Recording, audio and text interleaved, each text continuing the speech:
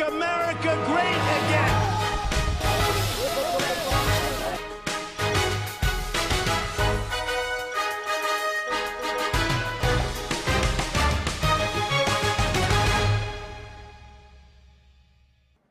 ¿Qué tal están? Bienvenidos a la redacción abierta de Intereconomía. Hoy es día 27 de... soy Rafael Núñez Huesca, el presentador de este espacio. Tengo a mi derecha a Miguel Gutiérrez Pérez, otro redactor de Intereconomía Televisión. Miguel Gutiérrez Pérez, ¿qué tal? ¿Cómo estás? Muy buenas tardes, Rafael. Te presento con dos apellidos, ¿sabes por qué? Me vas a tener que presentar con los 8, porque soy Miguel Gutiérrez Pérez, Gea Jiménez, Ortega Marín, Cobo Mena. ¿Cobo Mera? Mena. Mena. Los hacemos homenaje a mis abuelos también. Ya que Padres, abuelos, paternos y maternos. Esto es una tradición hispánica que tenemos que respetar. Miguel, te quería preguntar, ¿cuál ha sido el asunto de actualidad principal en el día de hoy a tu juicio? Tenemos una actualidad muy cargada, ahora les presentaré un poco de en qué consiste este programa, cuáles van a ser los invitados que vamos a tener aquí esta tarde, pero quería preguntarte desde un punto de vista periodístico, a tu juicio, ¿cuál ha sido yo creo que es bastante evidente, pero ¿cuál es a tu juicio la principal noticia en el día de hoy? Más que la noticia del día, estamos con la resaca de la noticia de ayer, que fue la sentencia a los miembros de la manada, a esos chicos que violaron en el año 2016 en los Sanfermines a una chica. Y la sentencia ha traído mucha controversia, pues solo han sido 9 años y 10.000 euros de multa a cada uno de ellos, porque el juez o los jueces han interpretado que es un abuso sexual, pero no una agresión sexual. ¿Y por qué no es una agresión sexual? Pues porque lo ocurrido, según ellos, no conllevaba intimidación ni violencia. Por eso mismo, abuso sexual, no agresión. Por lo tanto, 9 años, y la verdad es que ha habido mucha resaca en cuanto a declaraciones por parte de los políticos que no están nada conformes con la sentencia. Estamos viendo ahí la condena, que son 9 años de prisión, 5 años de libertad vigilada, prohibición de acercamiento a 500 metros y comunicación, prohibición de comunicarse durante 15 años.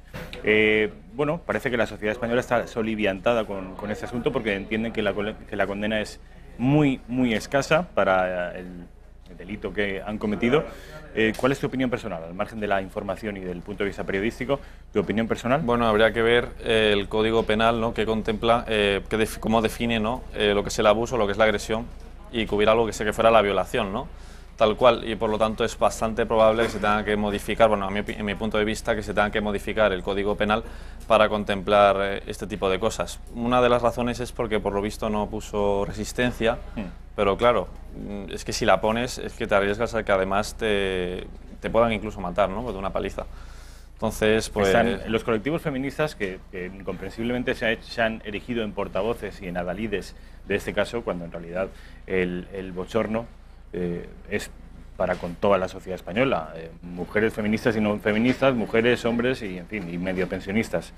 Yo creo que el fallo judicial, caso de indignará a todos por igual, no solo a las feministas. Está todo el mundo de acuerdo en este caso. En cualquier caso, raro, me gustaría, eso que decías tú, Miguel, de que el problema puede ser, más que el fallo judicial, el Código Penal que tenemos. Me gustaría que viéramos juntos cómo, mediante el ministro portavoz Íñigo Méndez de Vigo, habla de la posibilidad de actualizar los delitos de abuso y agresión sexual para que, en caso de que vuelvan a producirse, Dios no lo quiera, acontecimientos tan desgraciados como este, los delincuentes no salgan con tan poquito tiempo de cárcel. Vamos a verlo. El Gobierno, ya saben ustedes, que acata y respeta las decisiones judiciales, pero quiere recalcar que no se trata de una sentencia firme. Caben ulteriores recursos ante el Tribunal Superior de Justicia o ante el Tribunal Supremo. El fiscal ya ha anunciado que va a presentar recurso, también creo que las partes. El Gobierno quiere recalcar que siempre ha estado, está y va a estar con las víctimas. Por eso el primer pacto de Estado de esta legislatura ha sido el pacto contra la violencia de género, y que vamos a seguir luchando para que esta lacra en nuestras sociedades desaparezca. Y finalmente, quiero decir, como el ministro de Justicia ha informado esta mañana en el Consejo de Ministros, que se ha puesto en contacto esta misma mañana con la sección penal de la Comisión General de Codificación para valorar si la tipificación de estos delitos, que datan del Código Penal de la época del presidente González, de 1995, si no me equivoco, la tipificación penal, si está convenientemente reflejada en nuestro ordenamiento jurídico. Bueno, pues ya vemos los primeros movimientos, hablan de una posible modificación del Código Penal para endurecer las penas para los crímenes sexuales como el cometido en las ferias en San Fermín, ¿no?, del año 2016. Bueno, pues las feministas, hablaba antes de que las feministas se han erigido en portavoces de la agredida. Las feministas navarras, puesto que fue en aquella comunidad autónoma donde se produjo la agresión, tachan y tildan de deprimente la sentencia que ha condenado a solo 9 años a La Manada. Vamos a escuchar a las feministas navarras y me das tu opinión, Miguel. Deprimente, nos ha decepcionado muchísimo porque no nos esperábamos que iba a pasar a ser 9 años tan poquito por una violación, que bueno, no sé por qué dicen que son abusos y ya más que claro, no sé qué más quieren para saber que es una violación. Me he quedado alucinada por parte de estos magistrados que andan por ahí filtrada el papel, la sentencia, donde dice que es abuso porque la chica se quedó tranquila. Nagore se movió y la mataron.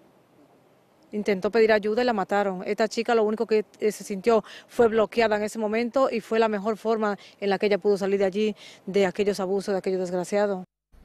Miguel, aquí estamos viendo a esta feminista de Navarra, es una feminista de Pamplona. ¿Qué opinión te merece? Pues ha dicho un poco lo que venía a decir yo, ¿no? Que da igual que te rebeles o que te estés quieta, va a pasar y que pues sí que es deprimente, ¿no? Porque realmente la violencia machista, la violencia, es un acto deplorable, no debe tener cabida en la sociedad, ¿no? Y sí que habría que endurecer el Código Penal para que al menos si lo hacen, que paguen, y si no lo hacen, pues que al menos se sientan disuadidos por la pena que pueda ser, ¿no? Pero bueno, también de la declaración de Méndez de Vigo que hemos visto antes, yo destacaría lo que ha dicho, que esto no es una sentencia firme todavía, que esto es la Audiencia Provincial de Navarra y que esto se puede recurrir al Supremo, por ejemplo, y que la sentencia podría cambiar. Entonces habrá que estar atentos en los próximos días, bueno, y meses, porque esto ya sabemos cómo va la justicia, ¿no? Que tiene que tardar su tiempo para ver cómo acaba esto, pero esperemos que sean más de 9 años, porque parece poca cosa para algo tan serio como es una violación, porque recordemos, el sexo realmente no es solo físico, es algo emocional, es algo, incluso podemos decir espiritual, ¿no? Algo bastante calado, y que por eso deja tanta huella y por eso es algo tan, digamos, impactante. Si fuera simplemente físico, una violación y una paliza podrían estar al mismo nivel, ¿no? Pero como es algo más emocional, es algo... Puede ser algo mucho más humillante, desde luego, que... Exacto, es mucho más que una paliza. impactante. Nos dice Miguel que efectivamente ese no es el último paso que puede seguir la Fiscalía. Seguramente no se vaya a quedar con los brazos cruzados y lo eleven al Tribunal Supremo. Pero yo entiendo que el Código Penal es el que es y va a ser difícil que esto se modifique, que la sentencia o el fallo se modifique, a no ser, claro está, que el Tribunal Supremo entienda otra cosa. Es una cuestión de interpretativa. Exacto. Pero vamos, sí es cierto que la sentencia tiene, creo que son 200 y pico páginas, que la gente está opinando muy alegremente en las redes sociales, y es cierto que hay indignación social y que todo lo que se venía diciendo durante los últimos meses de procurar no legislar en caliente, cuando el caso de Diana Quer o cuando el caso del pequeño... Claro, ahora cambia un poco, ¿no? Claro, ahora sí que hay que legislar en caliente. Bueno, desde luego es un caso extraordinariamente complicado. Me gustaría que viéramos una colección de testimonios de vecinos de Pamplona con opiniones encontradas con respecto a este asunto, a la violación en San Fermín de 2016 de 5 hombres, 5 mostrencos, con una chavala de apenas 18 años. Vamos a ver la opinión de los vecinos. Realmente no conozco la situación de cada uno ni sé cómo son exactamente, pero bueno, lo que tengo entendido es que son chavales buenos y que no se meten con nadie y que no van dando problemas, vamos. Mucha gente de aquí del barrio ha sido una sorpresa viniendo de estos chavales, ¿sabes? Porque a lo mejor si hubieran venido de otras personas, pues bueno, se puede esperar algunas cosas, ¿no? Que no, vamos, que le tenían que haber dado más leña, porque eso no está, vamos, que le deben de sentenciar más fuerte. Esa es la opinión mía. No estoy conforme con lo que han hecho. Vamos, que la justicia de luego no está, para mi entender, no está muy en condiciones. Bueno, este señor opina lo que casi todo el mundo, no lo que todas las fuerzas políticas. En cambio, el otro sí que refleja que le ha sorprendido mucho que viniendo de estos chicos, que supuestamente eran muy buenas personas, pero fíjate luego lo que han hecho, ¿verdad? De buenas personas, nada. Y lo más grave, bueno, lo más grave obviamente es el hecho en sí, la violación en sí. Pero llama la atención y resulta particularmente doloroso que dos de esas personas pertenecieran al ejército. Uno a la Guardia Civil y otro al Ejército de Tierra. Esto es para hacérselo mirar, desde luego. Es algo que debería abochornarnos a todos. Ya digo, lo principal es la aberración que han cometido, la salvajada que han cometido, pero un guardia civil y un militar que deberían dar ejemplo social no pueden rebajarse a semejantes salvajadas. Miguel, te veo luego. Saben ustedes que vamos a tener un programa que en los viernes, el caso de los viernes, incluye una sección especial, exclusiva, de Miguel Gutiérrez Pérez, que hoy vas a hablar sobre... Del aborto. El aborto. A raíz de la manifestación que tuvo lugar el 15 de abril, el domingo, que asistieron unas 35.000 personas. A raíz de eso, pues, he analizado lo que es el aborto en España y luego veremos también diferentes puntos de vista y realmente falsos derechos que se dan como derechos, pero que no lo son. Ahora, en un ratito lo vemos. Lo vamos a ver con cierta exhaustividad a partir de las 6:30 de la tarde aproximadamente. Vamos a tener también a Guillermo Rocafort, que saben que es el presidente de la plataforma patriótica Millán Astray, que está pleiteando contra el Ayuntamiento de Madrid para que determinadas placas que dicen franquistas permanezcan en el callejero de Madrid. Vamos a tener también al concejal de Ciudadanos Sergio Bravezo. Vamos a tener también al autor de un libro muy interesante que responde al nombre de Vicente Jesús Prada. El libro es El hombre social, en busca de la identidad perdida. ¿Qué te parece ese libro? ¿No has tenido la oportunidad de leerlo? No he tenido la oportunidad de leerlo, pero sí que lo he mirado por detrás y bastante, no sé, filosófico, emocional, poético incluso. Poético. Puede estar interesante. Vamos a ver qué nos dice este autor sobre su propio libro, Vicente Jesús Prada. Y, bueno, es en realidad el programa que tenemos preparado para hoy, ya les digo. Yo creo que podrían quedarse con nosotros hasta las 8:30 de la tarde, que es la hora en la que empieza el informativo de Intereconomía. Por el momento, vamos a ir a publicidad y a la vuelta, eso sí, tenemos a nuestro compañero de informativos, Pérez Noya, Juan Manuel Pérez Noya. Juanma Pérez Noya, que nos va a explicar un poco más en qué situación ha quedado judicial han quedado estos 5 hombrecillos, por no llamarlos otra cosa peor, que violaron a esta chica en los Sanfermines de hace 2 años. Publicidad y enseguida estamos de nuevo con ustedes.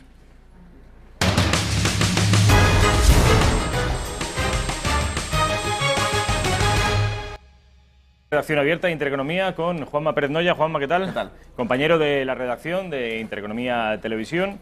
Les he dicho que Juanma, que está trabajando para el informativo, y donde allí les darán los compañeros del informativo información más exhaustiva de todo lo que está ocurriendo, tanto a nivel social, hay muchas movilizaciones, como a nivel judicial, la cuestión más técnica, la cuestión en la que la inmensa mayoría de los españoles somos legos, es decir, desconocemos cuáles son los tecnicismos del fallo judicial y, sin embargo, nos estamos apresurando a opinar en las redes sociales, en la calle, en los bares y en todos los sitios.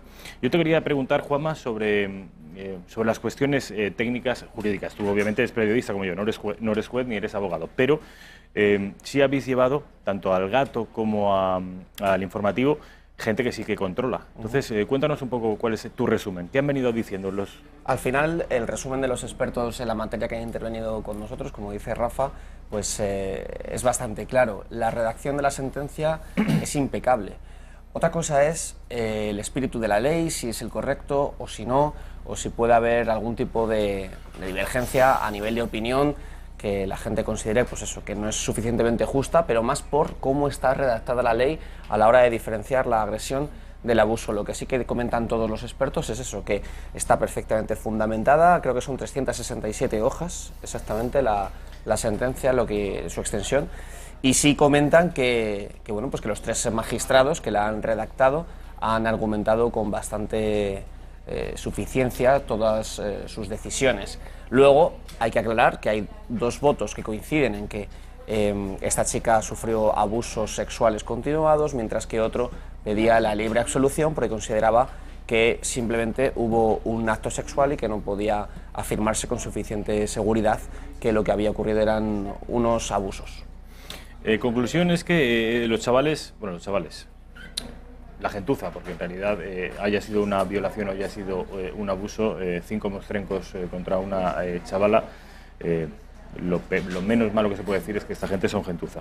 Al margen de las cuestiones técnico-jurídicas, ¿cuál es el fallo que han emitido? ¿A cuánto tiempo están condenados estos chavales? Ellos están condenados a 9 años de prisión, exactamente, por esos abusos sexuales continuados.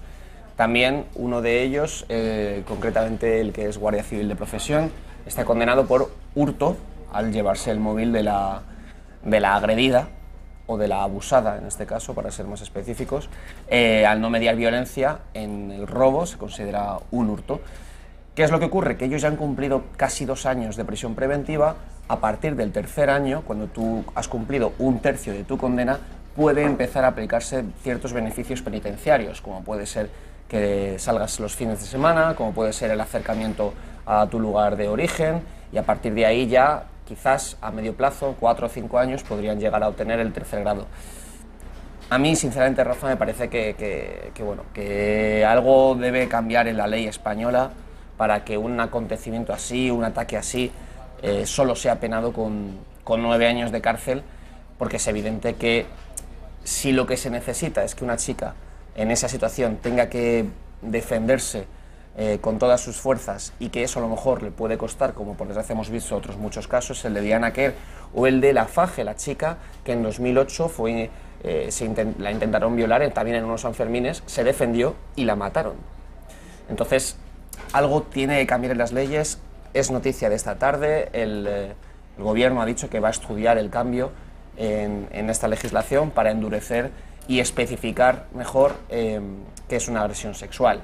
No tiene mucho sentido, insisto, esto es una opinión personal, el hecho de que si mañana a alguien le rodean 5 personas y le dicen dame la cartera, o directamente le agarran la chaqueta para sacar la cartera del bolsillo y se la llevan, se considera un robo. Y sin embargo, en este caso, si no te defiendes, nadie diría, hombre, no te han robado, tú no te has defendido, por tanto no te han robado. Bueno, pues si equiparamos esto a lo que pasó en Pamplona, si no se defendió, si no se rebeló, pues entonces no ha sido violación. Desde luego la ley deja mucho que desear. Pero en cualquier caso sería la ley lo que deja que desear. Efectivamente, esa es la diferencia. Claro, no los jueces, no la justicia. La justicia se dedica a aplicar la ley. Hay que dejar claro que desde la Revolución Francesa tenemos 3 poderes. El judicial, el poder ejecutivo, que es el gobierno, el legislativo, que son las Cortes, y el judicial. Bueno, pues el judicial aplica las leyes, pero los que lo hacen son el legislativo, los 350 diputados que tenemos, de manera que no hay que cargar contra la justicia, que lo que está haciendo es aplicar un código penal que puede estar desfasado, que puede ser injusto, pero la responsabilidad es de los políticos, no de los jueces. Exacto. Por último, Juanma, te he preguntado por la cuestión técnico-jurídica, que es lo que opinan los expertos, la controversia que hay con respecto a la poca dureza, presunta poca dureza de nuestro Código Penal. Ahora te pregunto, antes de irnos a publicidad, por la cuestión social. ¿Qué ha pasado en España desde que salió el fallo? Bueno, pues el fallo ha provocado tal conmoción en la sociedad que esperaba más dureza. Efectivamente, Rafa, se han producido diferentes movilizaciones. La primera de todas ellas, ayer, frente a la Audiencia de Navarra, hubo un intento de asaltar el Palacio de la Justicia de Navarra, pero en muchísimas ciudades a lo largo de toda la geografía española, Madrid, Bilbao, Barcelona, incontables ciudades, ha habido manifestaciones espontáneas bastante numerosas exigiendo pues, que se revise la condena. Y ahí es donde hay que incidir. Quizá el problema esté efectivamente en la ley y no en el hecho de que los jueces la apliquen de una forma o de otra. Solamente han llevado a papel lo que se especifica en nuestro Código Penal, que es lo que habría quizás que cambiar, viendo sobre todo el descontento y la rabia que se genera en la sociedad. Hay que respetar, si nosotros en otros ámbitos, como por ejemplo el catalán, que decimos hay que respetar la decisión de los jueces, no hay que tal, bueno, pues eso habría que aplicarlo a todos los lados. En este caso puede gustar o no una sentencia, pero hay que respetar las decisiones de la justicia y lo que hay que hacer es luchar para que se cambie esa ley y además, como ya se ha hecho, recurrirla para que en una instancia superior quizás se pueda endurecer la condena. ¿Sabes lo que pasa, Juanma? Que obviamente lo grave, el bochorno, la vergüenza para todos los españoles es lo que ocurrió en esa violación. Esa pobre niña violada o abusada por 5 tiarrones, algunos de ellos militares. Doble vergüenza. Ser militar y hacer este tipo de aberraciones es una doble vergüenza. Y ser guardia civil, ni les cuento. Lo que está haciendo ahora, con respecto a lo que decías de Cataluña, lo que está haciendo el separatismo catalán, que lleva con la bandera de la justicia injusta española, de una justicia franquista, casposa, autoritaria, está intentando rentabilizar este descontento judicial que hay en la sociedad española para rentabilizar su propia causa. Algo así como, ¿ven ustedes cómo la justicia española no funciona? ¿Cómo la justicia española no es justa?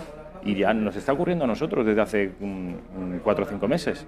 Es una estrategia, iba a decir inteligente, bueno, inteligente para el que no sea inteligente y se la quiera creer. A mí una vez bueno, yo no, porque no, pero si mañana alguien que va a un colegio público, que al fin y al cabo es una institución pública, y le suspenden, pues no puede decir, mirad, qué males son los criterios de la educación pública, por tanto, qué mierda España, vayámonos de ella. Yo creo que el nivel del debate habría que subirlo, y el que quiera creerse ese tipo de consideraciones o de argumentos, pues demuestra las ganas que tiene, en tal caso ya tiene una predisposición a decir, pues, qué mal España. No creo que nadie que por este argumento...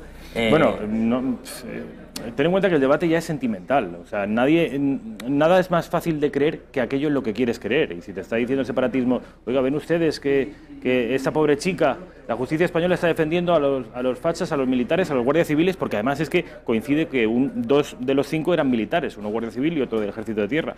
Entonces, es la tormenta perfecta para el separatismo. Pero ya insisto, esto es un debate coyuntural. Lo principal es lo que ha ocurrido a esta chica y el fallo que si de verdad tenemos un código penal no del todo justo, pues habrá que reajustarlo. Pero no por eso España es una mierda, ni no por eso nuestro sistema judicial es una catástrofe, ni nada por el estilo. 2 Mossos d'Esquadra, presuntamente, está todavía el juicio pendiente de resolución, 2 Mossos d'Esquadra, que eran pareja, supuestamente se pusieron de acuerdo para matar a la pareja al marido de uno de ella, de la chica, porque les pilló. Él también estaba, hay serias sospechas de que tiró por un barranco a un mantero con el que tuvo una disputa personal. ¿Eso significa que todos los Mossos d'Esquadra sean escoria y que mal la policía catalana y por ende Cataluña? Yo creo que si no se tiene odio en la cabeza, es muy sencillo no hacer esa extrapolación y por tanto no caer en ese nivel tan bajo el debate. Sí, solemos coger, los españoles tenemos una autoestima tan baja, algunos españoles, y tenemos un concepto tan negativo de nuestro propio país, que cuando vemos que algo no funciona mal, en lugar de considerarlo una excepción, maldita sea, somos la 12ª economía del planeta. Bueno, pues cuando algo funciona mal, pretendemos extrapolarlo a la generalidad del país. Ha habido una sentencia que no nos ha gustado, que nos ha parecido que es aberrante y que es injusta. Bueno, pues ya no solo la justicia es una mierda, sino el país al completo es una mierda. Oiga, no. No se recuerda exactamente la frase, pero creo que era algo así, ¿no? Por cómo hablan de los países, sabrás de dónde es cada uno. Si hablan bien del Reino Unido, es del Reino Unido. Si hablan mal de Francia, es de Prusia. Si hablan mal de España, es español. Así es. Así funciona un poco. Josep María Bartina, un poeta catalán del siglo XIX. Catalán. Miren lo que está diciendo sobre España. De manera que esta autoestima y esta falta de amor propio nos viene de lejos. Juanma Pérez Noya, ha sido un placer. Mil gracias. Igualmente. Publicidad y enseguida estamos con Miguel Gutiérrez Pérez para hablar, ya saben, del aborto.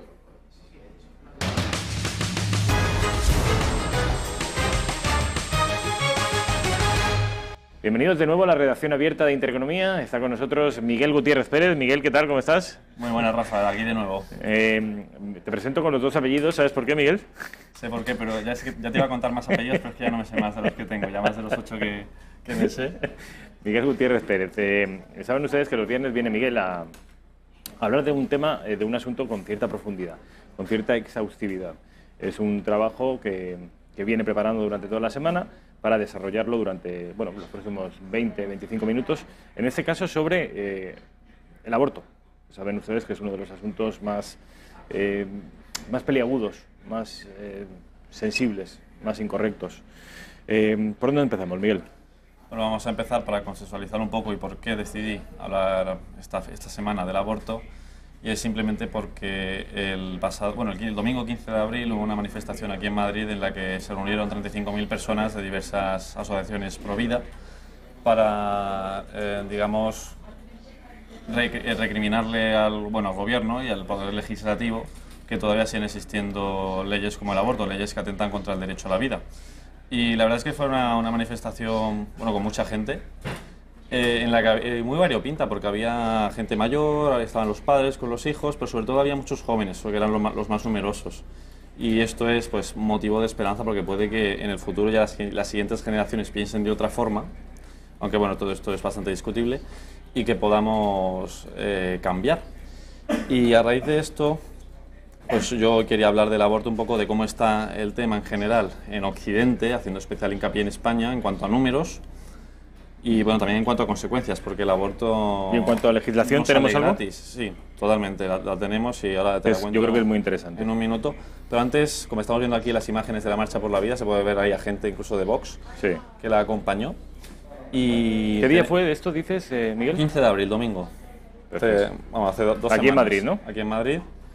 Y es con motivo del Día por la Vida, que es un día internacional, pero se tuvo que retrasar en España porque la Semana Santa cayó justo el Día por la Vida. Y tenemos un vídeo de la Contra TV, de esta productora que tanto nos gusta, que recogieron testimonios en esta manifestación y te argumentan ellos, los propios manifestantes, porque ven que el aborto no está bien y que es una aberración. Vamos a verlo. Venga. Everyone's right to plan when they want to have a family and be able to decide exactly how and when and why and where I want to have a baby. And I believe that is a basic human right. You know, it's really important that women be able to kill at any time they please. And no one has a right to choose that picture. Go back to the other one. No one has a right to choose this. No one. No one has a right to choose this. You don't have a right to choose this, okay? That's a baby. You don't get to kill it just because it's convenient to you. You don't have a right to say, it's my decision where and when and how to have the baby. That's an individual human being. And if that baby were outside the womb and you stuck a knife through its chest, you'd be charged with first-degree murder. You kill it in the womb, and we call it a human right. That's not a human right because that's a human, and that human doesn't have any rights because you just decided its rights are less important than your right to your own convenience. When I talk about stuff I hate, this is a grave sin. It's a blot that we treat the killing of literally the most innocent among us as nothing more than just an issue of convenience and choice and all the rest of it. It's just, I think what's important here is the science. And I think you're talking about the creation of a unique human life on day one, and you can see it, and you can see the growth, and if you're willing to point out to me where it is that this becomes a human as opposed to a ball of tissue, then let's hear it. Let's hear it. I've gotten tweets, by the way, I tweeted this out earlier, and somebody said, well, the brainwaves only start at week 20. Would you kill somebody in a coma because they're brain dead, but you know they're not going to be brain dead in 4 weeks, in 10 weeks? Would you do that? Would you pull the plug on him, knowing for a full-on fact that if you just wait a few weeks, that person's going to be fully functional again? Would you do that? Perdona, Rafa, este no era el vídeo que yo quería, lo quería para un poco más tarde, pero bueno, ya lo hemos visto y fíjate cómo Ben Shapiro, este hombre de debates de los Estados Unidos, cómo tira lo que es el aborto en 2 minutos, ¿no? Asegurando que se trata de una vida humana, lo que ahí hay, y que no es un derecho de la mujer. Pero bueno, ahora lo abordaremos cuando vayamos a la parte moral y, digamos, un poco antropológica de esto, pero primero vamos a ver un poco cómo está la situación en el mundo entero. Como bien sabemos, hay una serie de corrientes antinatalistas, pues en todo el mundo occidental realmente, y de hecho el 80% de los embarazos que se interrumpen son en el mundo desarrollado, el 20% en el no desarrollado, es decir, que las razones económicas puede que no sean la verdadera razón para abortar, sino más una cosa de comodidad. Y esta línea es muy seguida en los países europeos, en Estados Unidos, pero bueno, ahora con el presidente Trump ha cambiado mucho, porque por ejemplo él ha retirado las ayudas a Planned Parenthood, y también en Hungría, por ejemplo, tenemos a Viktor Orbán, que también está haciendo políticas muy natalistas. Y, por ejemplo, ha puesto en marcha un plan para que en 2030 la tasa de natalidad suba de un 1,4 a un 2,1. Y eso es algo que, por ejemplo, deberíamos hacer en España. Lo explicaremos por qué. Y dando un repaso a la historia del aborto en España, es legal desde el año 1965 en una serie de casos. En el caso de malformación del feto, en el caso de que digamos, el embarazo sea peligroso para la madre, para su salud, y también en el caso de que sea una violación. En el 2010, José Luis Rodríguez Zapatero, con su partido, el Partido Socialista, renovaron esta ley y la ampliaron sin que no tendría que haber una razón realmente para abortar hasta las 14 semanas, hasta las 22 semanas si existiera peligro para la salud de la madre. Y luego, bueno, y también que podrían abortar menores de edad.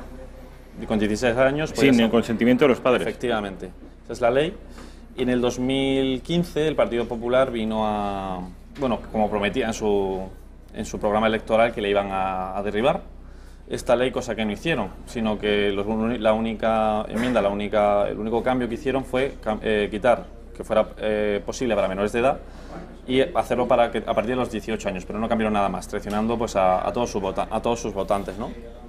Esto es un breve repaso a la historia del aborto en España. Y ahora vamos a ver las cifras, porque la verdad es que son para caerse de espaldas, ¿eh?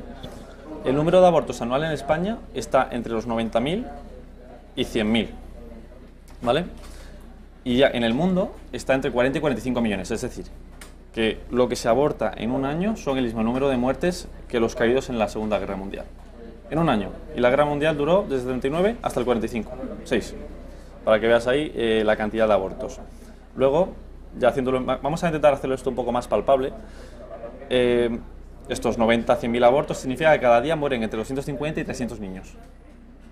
En España, estamos hablando de... Volvemos a España. Ahora España. Recuerden, las cifras en España, de 90 a 100.000 niños cada año. O sea, sí, cada año en España. Esto implica que cada día, ¿cuántos podrían...? 250 a 300 al día.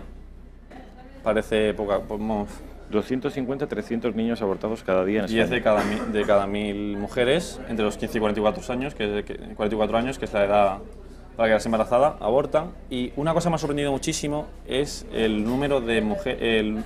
Es que esto se repite, es decir, que no abortas una vez y punto, sino que es un fenómeno que se repite. Hay mujeres que han abortado 2, 3, 4, 5, 6, hasta 8 veces, y hay casi 1.000 casos de mujeres, de estas casi 100.000, que han abortado 8 veces. O sea, es una auténtica barbaridad. Datos del Ministerio de Sanidad, No... Prácticamente lo conciben ya como un método anticonceptivo. Efectivamente, eso es una de las conclusiones que yo he sacado de estos datos. Qué barbaridad. Otro es que, como ya he comentado y como ha comentado Ben Shafiro en ese vídeo que hemos visto hace un rato, que se aborta por conveniencia, ¿no? Porque me viene mejor no tener un hijo ahora, y pues para eso que usen preservativos, que usen controles. Profilaxis. Es que es bastante sencillo. Y el 90% de las mujeres que abortan lo hacen por esta causa, no por ninguna causa, mejor dicho. Es decir, no por malformación del niño. Por anomalía fetal son solo un 3% de los abortos. Estamos hablando de nuevo de cifras de España. A ver, de los supuestos que existen, malformación, ¿cuánto? 3%. 3%. 90% sin razón alguna, porque me conviene no tener un hijo ahora. Y un 6% porque supone problemas de salud para la mujer, es decir, que puede que la vida de la mujer esté en riesgo durante el embarazo o cuando va a dar a luz, y el resto pues ya por problemas graves del feto, es decir, un 1% o menos. El 90% se acogen a... Sin razón médica. Sin razón médica, bueno, aluden a... Puede ser una razón económica o razón psicológica. O simplemente no me apetece tener un hijo. Porque no... Menuda carga, imagínate, soy un estudiante, ahora no puedo tener... Pero para abortar hace falta apelar a una razón, no a simplemente a la conveniencia. Pero con la ley, ¿no? ¿Con la ley de Zapatero no es necesario? Bueno, ni el Partido Popular, porque ha sido un cambio mínimo. Estamos en esa situación. 90% de las personas sin razón de peso, digamos. Yo tengo uno de mis autores favoritos, el autor de mi libro favorito, que mi libro favorito es España Inteligible. Su autor es Julián Marías, filósofo, discípulo de Ortega y Gasset. Julián Marías combatió en la guerra civil en el bando republicano, fue represaliado por el régimen, que en fin, estuvo exiliado durante gran parte del régimen de Franco, de manera que no es sospechoso de ser derechista. Y decía Julián Marías que una de las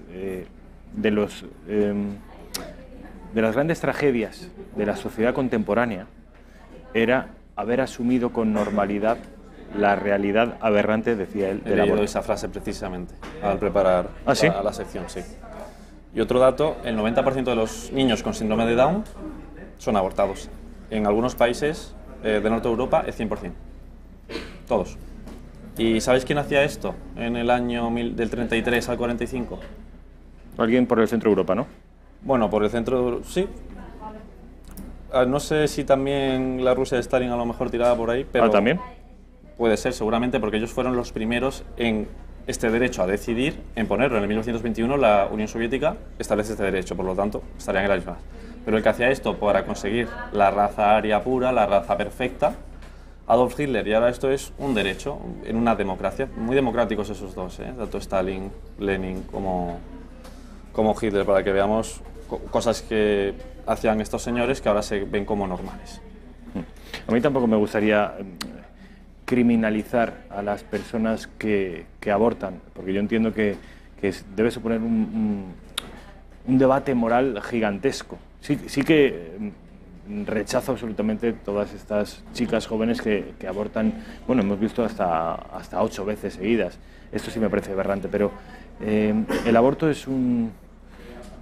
Yo sé perfectamente, y no sé si has trabajado sobre ello, la depresión postaborto que sufren muchas madres y el arrepentimiento que luego tienen muchas madres después de haber abortado. Hay algunas que no se recuperan nunca. Para toda la vida.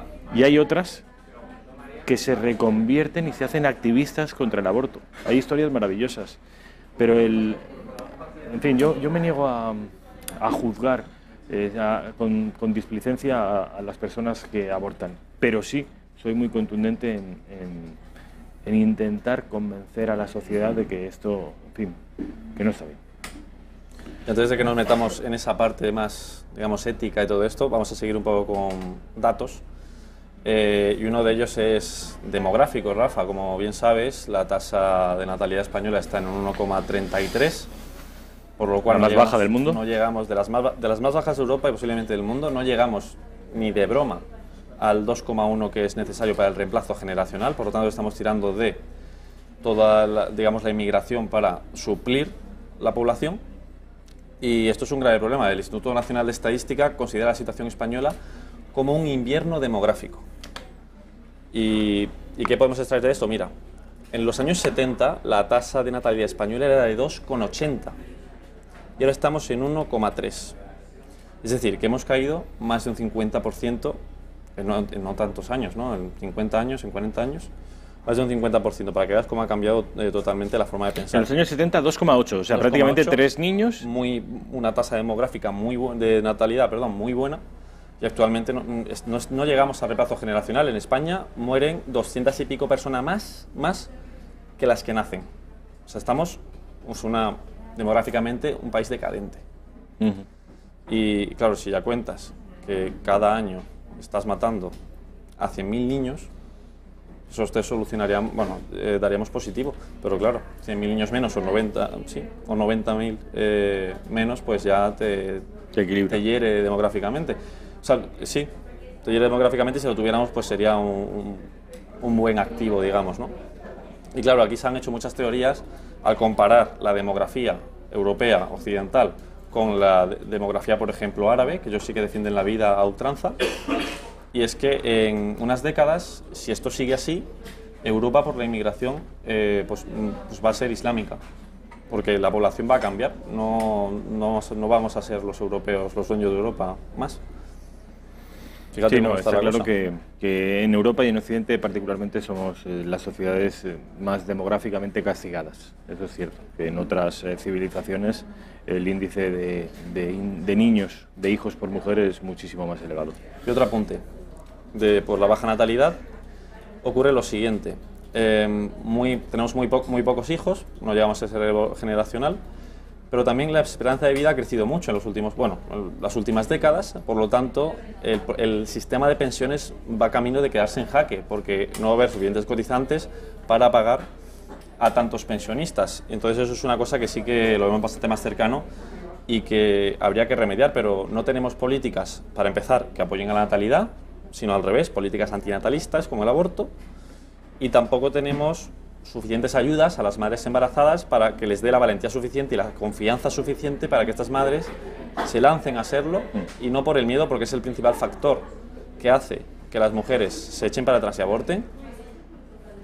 El miedo es lo que causa eso, por lo tanto, eso es lo que habría que dinamitar con ayudas, que es lo que está haciendo, por ejemplo, Viktor Orbán ahora en Hungría con ese plan ambicioso de los próximos 12 años para aumentar drásticamente. Y ha revigorizado la demografía en Hungría, Viktor Orbán, con esas políticas de natalidad. En España, desde luego, brillan por su ausencia.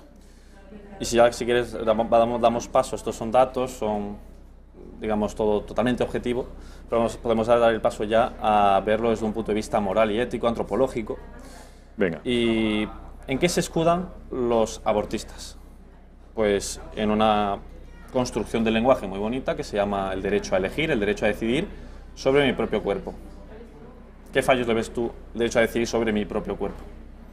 Pues yo creo que es bastante evidente, aunque la trampa está en que el cuerpo del bebé no es el cuerpo de la madre. El cuerpo del bebé es cierto que está inserto dentro del cuerpo de la madre, pero no es el cuerpo de la madre. Cuando dicen decidir sobre mi propio cuerpo, oiga, haga lo que quiera, córtese un brazo si quieres, pero es que el cuerpo que lleva usted dentro no es el suyo. Efectivamente, es que la propia frase se tira a sí mismo abajo, porque no es tu cuerpo. El bebé que hay ahí no es un órgano, no es un apéndice, no es un hígado, no es el cuerpo de la madre. Esa sería la primera. Y luego otra, yo creo que es injustificable, moralmente hablando, el aborto. Tú no puedes, lo consideras más bien como un mal menor, algo que, bueno, para no complicarme la vida, pues aborto y ya está, pero tampoco es para tanto, ¿no? Abortar, pero es que se tienen que dar cuenta, y yo creo que algunas se dan cuenta, pero por comodidad lo hacen, de que te estás cargando es una vida humana. Y que si tú mataras a tu hijo cuando ya han pasado las 14 semanas, sería asesinato, y si lo matas ya fuera del vientre, ni qué decir tiene, ¿no?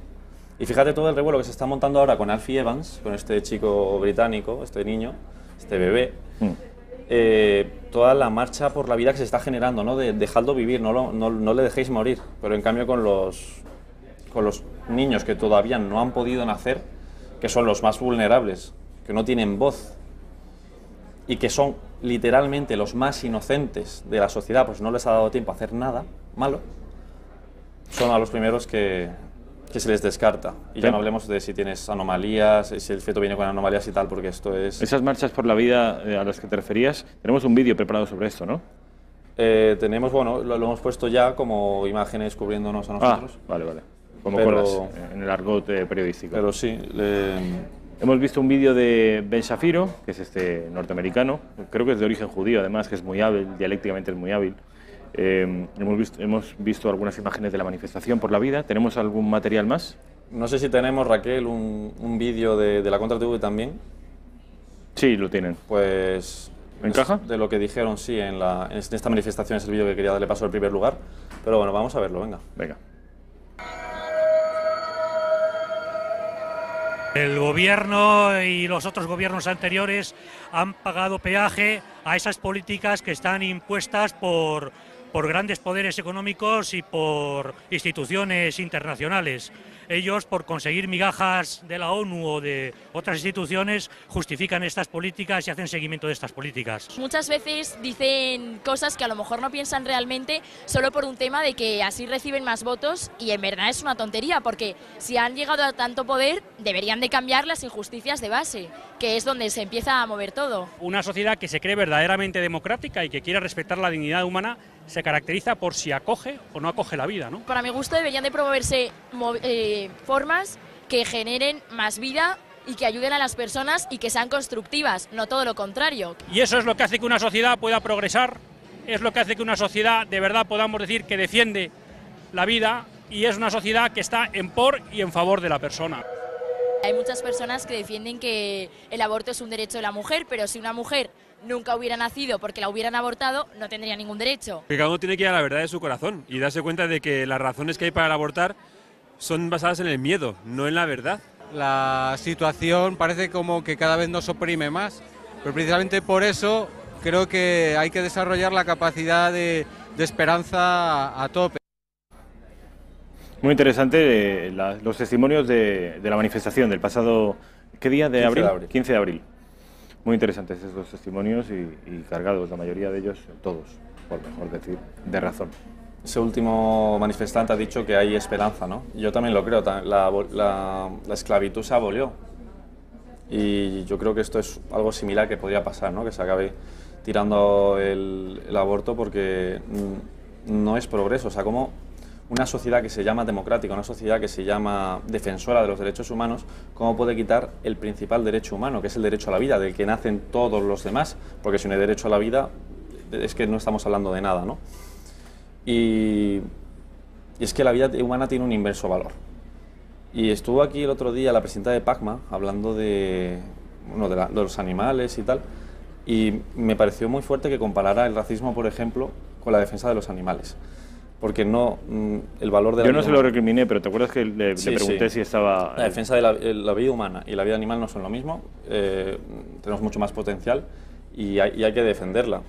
Desde luego. Yo durante ese debate, obviamente, actuaba de moderador y no podía, ni debía, ni quería intervenir, pero sí que es verdad que me sorprendió y le pedí que lo repitiera por si no lo había entendido bien, porque de alguna manera estaba haciendo equivalente la vida de un animal con la vida de un ser humano. Y yo creo que hemos llegado, una parte de la sociedad cada vez más grande y creciendo, y ese es el gran drama, compra esas tesis, ¿eh? ¿No te acuerdas tú de el perro que contrajo, bueno, que era de una enfermera que contrajo Excalibur ébola? se llamaba. Sí, efectivamente. La que se montó por el perro, y aquí están muriendo 100.000 niños al año, ¿eh? Y aquí, pues, pocos somos los que defendemos la vida. Y mi principal crítica a los abortistas sería que por qué creen ellos que una persona que todavía no ha nacido, por razones de su edad, porque es tan pequeño que todavía no ha nacido, por razones de su capacidad mental o física, si viene con anomalías, ¿por qué tienes tú el derecho de quitarle la vida? Yo creo que todos tenemos el derecho a vivir y esto es un crimen que se está perpetrando en silencio y de forma legal. Y un Estado, como ya he dicho, que realmente se crea democrático, que se crea defensor de los derechos humanos, no puede consentir esto y realmente espero que llegue algún partido algún día al poder, porque en el arco parlamentario, por ejemplo, no tenemos ningún partido que defienda la vida y que llegara algún partido que la defendiese, porque es grave la situación que tenemos ahora mismo en el mundo occidental. Tú, Miguel, ¿no crees que la tendencia en España, en Occidente y en realidad en todo el mundo es justo la contraria? Es la apuesta por entender que es un síntoma de libertad, de avance y de modernidad, que las mujeres sean libres de poder abortar. Claro, esa es la idea. Y está en auge, esa idea, está en auge, está absolutamente ya consolidada. Son falsos derechos que se han extendido desde las Naciones Unidas en gran parte a todo el mundo desarrollado y es una mentira totalmente, porque es que fíjate qué fácil. El derecho a decidir sobre mi propio cuerpo, no es tu propio cuerpo, para empezar. Y otra de los argumentos es, si solo son un grupo de células, no es un bebé. Discúlpame, pero biológicamente, desde que el espermatozoide se junta con el óvulo, se produce la concepción, ahí tienes un ser humano, no es un elefante, no es un perro, es un ser humano. Y la vida hay que defenderla, pero sí es cierto que la corriente es totalmente opuesta y los pro vida vamos totalmente en contra, a contracorriente. Eso no significa en absoluto que la batalla final esté perdida, pero desde luego vamos perdiendo. Miguel Gutiérrez Pérez, ha sido un placer. Núñez Puesca. Un placer. Nos vemos el viernes que viene, con seguridad, y ya les adelanto que no sé si la semana que viene, que solo tenemos 2 días de emisión, jueves y viernes, pero con seguridad desde la semana siguiente, a partir de la semana siguiente, los primeros 10 minutos del programa, que saben ustedes que yo me dedico a presentar el programa, a hablar de los invitados, de las secciones y de la actualidad, lo haga Dios mediante, acompañado por este señor, por Miguel Gutiérrez Pérez. ¿Qué te parece? Mi granito de arena lo pondré. Vamos a publicidad y a la vuelta estamos con el concejal de Ciudadanos en el Ayuntamiento de Madrid, Sergio Bravezo.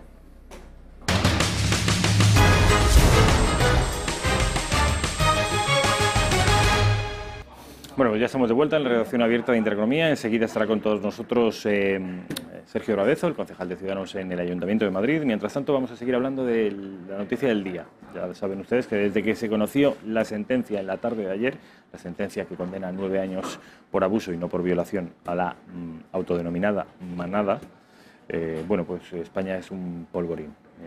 Saben ustedes que se han producido y se están produciendo manifestaciones a lo largo y ancho de todo el país y que todos los partidos políticos, todas las formaciones están reclamando un cambio en el Código Penal. En este caso, el secretario general de Podemos, Pablo Iglesias, también dice que habría que cambiar el Código Penal y lamenta lo que considera una sentencia injusta. Vamos a escuchar al líder de Podemos. Creo que el debate fundamental que surgió ayer y que se expresó en movilizaciones en todo nuestro país tiene que ver con algo muy obvio que cualquiera puede entender, aunque no sea jurista. El delito de violación en nuestro país implica que haya violencia y que haya intimidación. Creo que todos los que estamos aquí hemos leído el fallo de ayer. Es inexplicable, a la vista de los hechos probados en el fallo, que no hubiera intimidación y que no hubiera violencia. Es decir, los hechos probados parece evidente que se deberían subsumir en un tipo penal concreto de nuestro Código Penal que habla del delito de violación. Eso es lo que ha provocado una oleada de indignación en nuestro país, por no hablar del repugnante contenido del voto particular de uno de los magistrados, que creo que también ha creado una enorme indignación. El repugnante contenido del voto particular de uno de los magistrados. Disculpen. Esto es lo que dice Pablo Iglesias, el secretario general de Podemos. En la misma formación política, o en la formación política hermana, aledaña, que es Barcelona en Comú, la alcaldesa de la capital catalana, la alcaldesa de Barcelona, Ada Colau, dice que es perentorio, es urgente cambiar el Código Penal. Un poco en la misma línea que Pablo Iglesias. Vamos a verlo. Hemos acordado instar al Congreso de los Diputados y al Senado a la modificación del Código Penal para revisar los supósitos de abuso sexual, así como la consideración jurídica de la violencia en casos de agresión sexual y violación. Dar apoyo incondicional a las víctimas, muchas veces invisibles, de las agresiones sexuales. Dar apoyo a todas las movilizaciones sociales en contra de esta sentencia judicial. Y hacer llegar esta declaración a la Audiencia Provincial de Navarra, al Ministerio de Justicia y al Consejo General del Poder Judicial. Son muchos en realidad todas las formaciones políticas que están reclamando una revisión del Código Penal, pero los que de verdad, la opinión que de verdad importa no es ni la de Podemos, ni la de Ciudadanos, ni la del Partido Socialista, es la opinión del partido que está en el gobierno, que es el Partido Popular. Bueno, pues ha hablado el Partido Popular esta mañana a través de su portavoz, Íñigo Méndez de Vigo, para decir que, con respecto al asunto de la manada y a la presunta injusticia del actual Código Penal, para decir esto. Íñigo Méndez de Vigo. El Gobierno, ya saben ustedes, que acata y respeta las decisiones judiciales, pero quiere recalcar que no se trata de una sentencia firme. Caben ulteriores recursos ante el Tribunal Superior de Justicia o ante el Tribunal Supremo. El fiscal ya ha anunciado que va a presentar recurso, también creo que las partes. El Gobierno quiere recalcar que siempre ha estado, está y va a estar con las víctimas. Por eso el primer pacto de Estado de esta legislatura ha sido el pacto contra la violencia de género, y que vamos a seguir luchando para que esta lacra en nuestras sociedades desaparezca. Y finalmente, quiero decir, como el ministro de Justicia ha informado esta mañana en el Consejo de Ministros, que se ha puesto en contacto esta misma mañana con la sección penal de la Comisión General de Codificación para valorar si la tipificación de estos delitos, que datan del Código Penal de la época del presidente González, de 1995, si no me equivoco, la tipificación penal, si está convenientemente reflejada en nuestro ordenamiento jurídico. Bueno, pues ya han escuchado ustedes que desde el Ministerio de Educación, a través del ministro portavoz, que es Íñigo Méndez de Vigo, no se descarta en absoluto la posibilidad de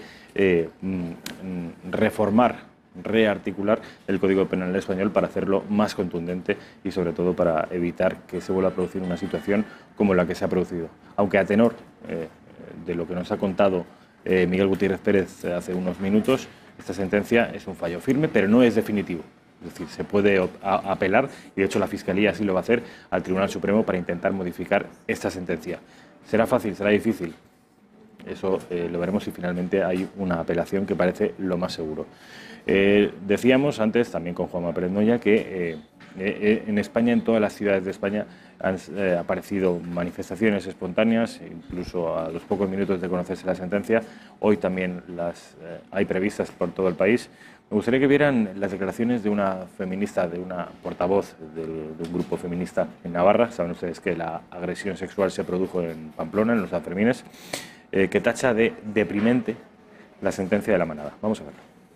Deprimente, nos ha decepcionado muchísimo porque no nos esperábamos que iba a pasar a ser 9 años tan poquito por una violación, que bueno, no sé por qué dicen que son abusos y ya más que claro, no sé qué más quieren para saber que es una violación. Me he quedado alucinada por parte de estos magistrados que andan por ahí filtrada el papel, ¿cómo se llama? La sentencia, donde dice que es abuso porque la chica se quedó tranquila. Nagore se movió y la mataron. Intentó pedir ayuda y la mataron. Esta chica lo único que se sintió fue bloqueada en ese momento y fue la mejor forma en la que ella pudo salir de allí, de aquellos abusos, de aquellos desgraciados. Ya estamos de vuelta con Sergio Bradezo. Sergio, ¿cómo estás? Muy bien, ¿qué tal? ¿Cómo estás? Fenomenal. Concejal de Ciudadanos, ya lo conocen ustedes, de la mayoría de los viernes en el Ayuntamiento de Madrid. Me deja hablar las declaraciones. Estamos haciendo, Sergio, un repaso a través de los diferentes partidos políticos que están haciendo declaraciones en relación a lo que ha ocurrido, el fallo judicial con respecto de La Manada. Sabes que ayer se produjo ese fallo que no condena a los 5 autores a violación, sino a agresión sexual. Ahora vamos a escuchar a Ciudadanos, a través del portavoz Villegas, lo que dice, que en realidad no viene a decir una cosa muy distinta a lo que dicen el resto de partidos, que hay que actualizar y hay que reformar el Código Penal. Pero ¿a ti qué te ha parecido? Opinión personal de Sergio Bradezo. Pues obviamente yo hay una de las cosas choca, la verdad, no vamos a negarlo. Creo que a cualquier persona le choca este tipo de sentencia judicial. Sin embargo, no puedo opinar si no he leído el auto. Que tampoco puedo opinar si no tengo la información. Creo que son 300 hojas más o menos de auto, con lo cual también me gustaría saber hasta qué punto, qué es lo que dice, porque desconozco en su plenitud el caso y por lo tanto hacer declaraciones sobre algo que desconozco en sí. Es verdad que muchos se han aventurado a hablar sobre el mismo sin ni siquiera leerlo, pero muchas veces lo que uno pues, no entiende a nivel personal, la justicia lo actúa y lo interpreta de una manera. Dicho eso, creo que se puede hablar sobre actualización del Código Penal, pues desde luego, obviamente, es una de las cosas que siempre hay que estar dispuesto a hacerlo, a actualizarlo, que sea real, porque estamos hablando de un Código Penal que tampoco valoraba un móvil y lo que significa grabar todo hecho.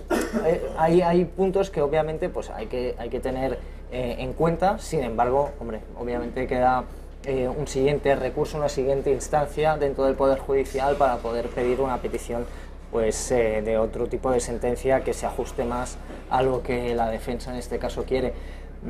Yo supongo que habrá algún tipo de prueba, algún tipo de algo que nos pueda esclarecer, y a partir de ahí pues será mucho más fácil tomar una posición. Ya digo, a pesar de que bueno, pues personalmente no es algo que me parece que pueda compartir, y yo creo que la mayoría de los ciudadanos tampoco compartimos ese tipo de sentencias, pero hay que respetar las sentencias del Poder Judicial cuando nos gustan, cuando no nos gustan y cuando nos parece que son injustas, pero para eso también hay otra siguiente instancia a la cual creo que en este caso más que nunca hay que recurrir, desde luego. Acaban de escuchar ustedes una opinión superficial y deliberadamente superficial, porque está confesando Sergio Bradezo que, como la inmensa mayoría de los españoles, nadie se ha leído los 365 folios de la sentencia. Y en tanto que desconocemos los detalles jurídicos y técnicos de la sentencia, iba a ser difícil hacer una valoración más técnica. No es lo habitual. Lo habitual es arremeter contra un fallo judicial que nos abochorna a todos. Sí, a nadie nos gusta. Todos hubiéramos preferido mayor contundencia, estamos de acuerdo. Pero también estamos de acuerdo en que no conocemos al detalle y no somos juristas, al menos yo no lo soy, y va a ser difícil hacer un análisis muy técnico de algo que yo les confieso que los 365 folios, oiga, pues no me los he leído.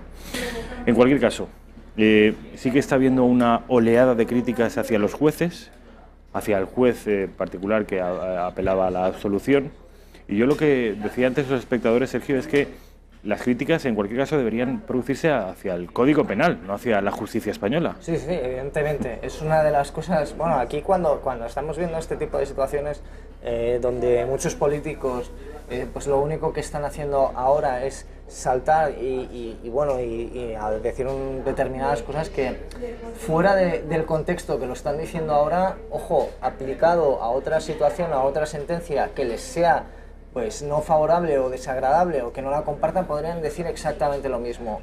Nosotros lo tenemos muy claro, o sea, hay que respetarlo, no nos gusta, vamos a trabajar para que no se vuelva a repetir. ¿Cuál es la herramienta que hay que hacerlo? El Código Penal.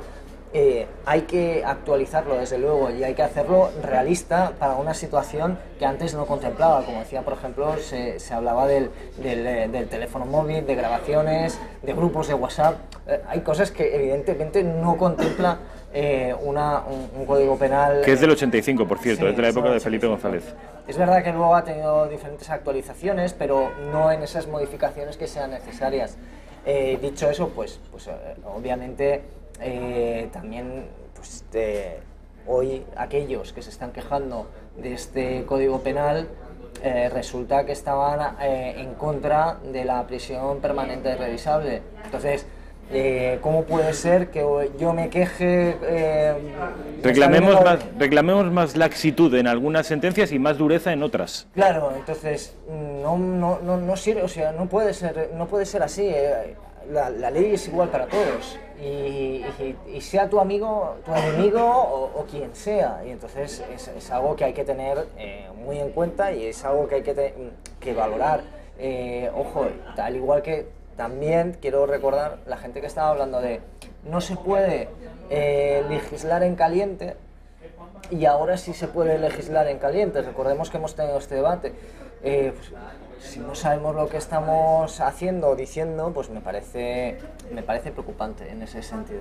Está poniendo Sergio Badezo las contradicciones de algunos grupos políticos como por ejemplo este, que es el de la alcaldesa de la Ciudad de Madrid, del ayuntamiento donde Sergio Badezo es concejal, la señora Carmena, que además esta señora sí que es experta en leyes, en tanto que no solo fue abogada, sino que fue jueza durante mucho tiempo. ¿Qué dice la señora Carmena? Bueno, pues pide humanizar, esta es la palabra, el verbo que ha empleado, el Código Penal. ¿Cómo? Vamos a verlo. Yo creo que la técnica jurídica está muchas veces concebida como un laboratorio, no como una valoración de las conductas humanas, ¿no? Yo creo que hay que humanizar el Código Penal. Está demasiado convertido en estructuras, digamos, casi diríamos rígidas de números, de tantos años, tantos tipos. Hay que humanizar el Código Penal y hay que humanizar a los jueces, ¿no? Yo creo que eso es, tiene que haber una relación. En estas sentencias tiene que haber, de verdad, una rueda de prensa. Los magistrados y las magistradas deben escuchar y darse cuenta que a veces hay que rectificar. Los magistrados, y lo dice una señora que ha sido juez, dicen que tienen que reconocer que hay veces que hay que rectificar y que en casos así tienen que dar los jueces una rueda de prensa. Para explicar. Sí, me ha parecido bien, pero ¿te ha parecido entender y has entendido que hay veces, según la alcaldesa de Madrid, que repito, ha sido jueza, que los jueces tienen que salir a dar explicaciones públicas a la sociedad con micrófonos y con preguntas de periodistas al fallo, a explicarse por qué lo han hecho? Para empezar, los jueces no son futbolistas, no salen a dar ruedas de prensa. Creo que los jueces hay que dejarlo como o sea, no dan los árbitros de fútbol ruedas de prensa, va a dar un juez. Hombre, señora alcaldesa, de verdad, volvamos otra vez a la realidad y de verdad, en Carmen Holandia hay que dejarlo aparte. Y luego, pues humanizar el Código Penal. Yo es que me he dedicado a estudiar muchísimo. ¿Tú eres abogado, Sergio? No soy abogado, pero me gusta mucho el mundo legal y soy economista. Lo que pasa es que me he dedicado a estudiar sobre oratoria y sobre comunicación política. Mi tesis doctoral va de eso concretamente, y Manuela Carmena es una persona para analizar de una manera profunda, porque, y de hecho lo hago. ¿En tu tesis hablas de Carmena? Bueno, yo he hablado, en mi tesis anterior sí que he hablado de Manuela Carmena de una manera pues superficial, pero sí que he hablado de ella. Una de las cosas que creo que es fascinante de Manuela Carmena, estoy hablando ya a nivel analítico, es la expresión de emociones en términos y en contextos donde no existen emociones. El Código Penal no entiende si uno le gusta más o menos. No le entiende si uno es bonito, bello, alto o bajo. Lo que entiende es si eso mide 1,5 metros, si mide 2, si mide 3. Está tipificado. Es que nos regimos por el derecho romano. Por lo tanto, no hay una interpretación y valoración como puede ser el derecho anglosajón, del cual pues tiene la jurisprudencia como base, más que nosotros en este caso pues nos basamos en una constitución, nos basamos en otro tipo de leyes mucho más tipificadas y mucho más regladas. Tiene su parte positiva y su parte negativa, ambos dos. Dicho eso, me parece que hablar de humanizar el Código Penal pues suena muy bien, como decía. Todo lo que sea humanizar suena fantástico, desde luego. Pero eso, ¿qué quiere decir? Que me lo traduzca y que eso lo plasme en lo que sería un Código Penal. ¿Cómo vamos a humanizar? ¿Quién pone el baremo de humanizar? ¿Quién pone la vara? ¿Quién es el que nos dice que es humanizable y no humanizable? ¿Manuela Carmena? O sea, yo, sinceramente, Jesucristo hay uno y no está aquí actualmente, entonces pues no le podemos solicitar a él la ayuda. Bueno, pues tenemos que hacer las cosas de una manera irreal, con las limitaciones que tenemos, y ajustarnos y ser realistas. Ese tipo de expresiones pues tan bonitas las dejaba pues para un foro en la calle y una plaza sentados, que sí que me parecería muy acorde, pero a la hora de hablar de leyes creo que hay que ser serios. ¿Quieren ustedes conocer la opinión oficial del partido de Sergio Loaezo? José Manuel Villegas ha hablado hoy y pide, en fin, lo que ha venido a decir Sergio, una evolución, así lo ha denominado, del Código Penal. Ya veremos en qué circunstancias, en qué contexto, pero esto es lo que dice Ciudadanos.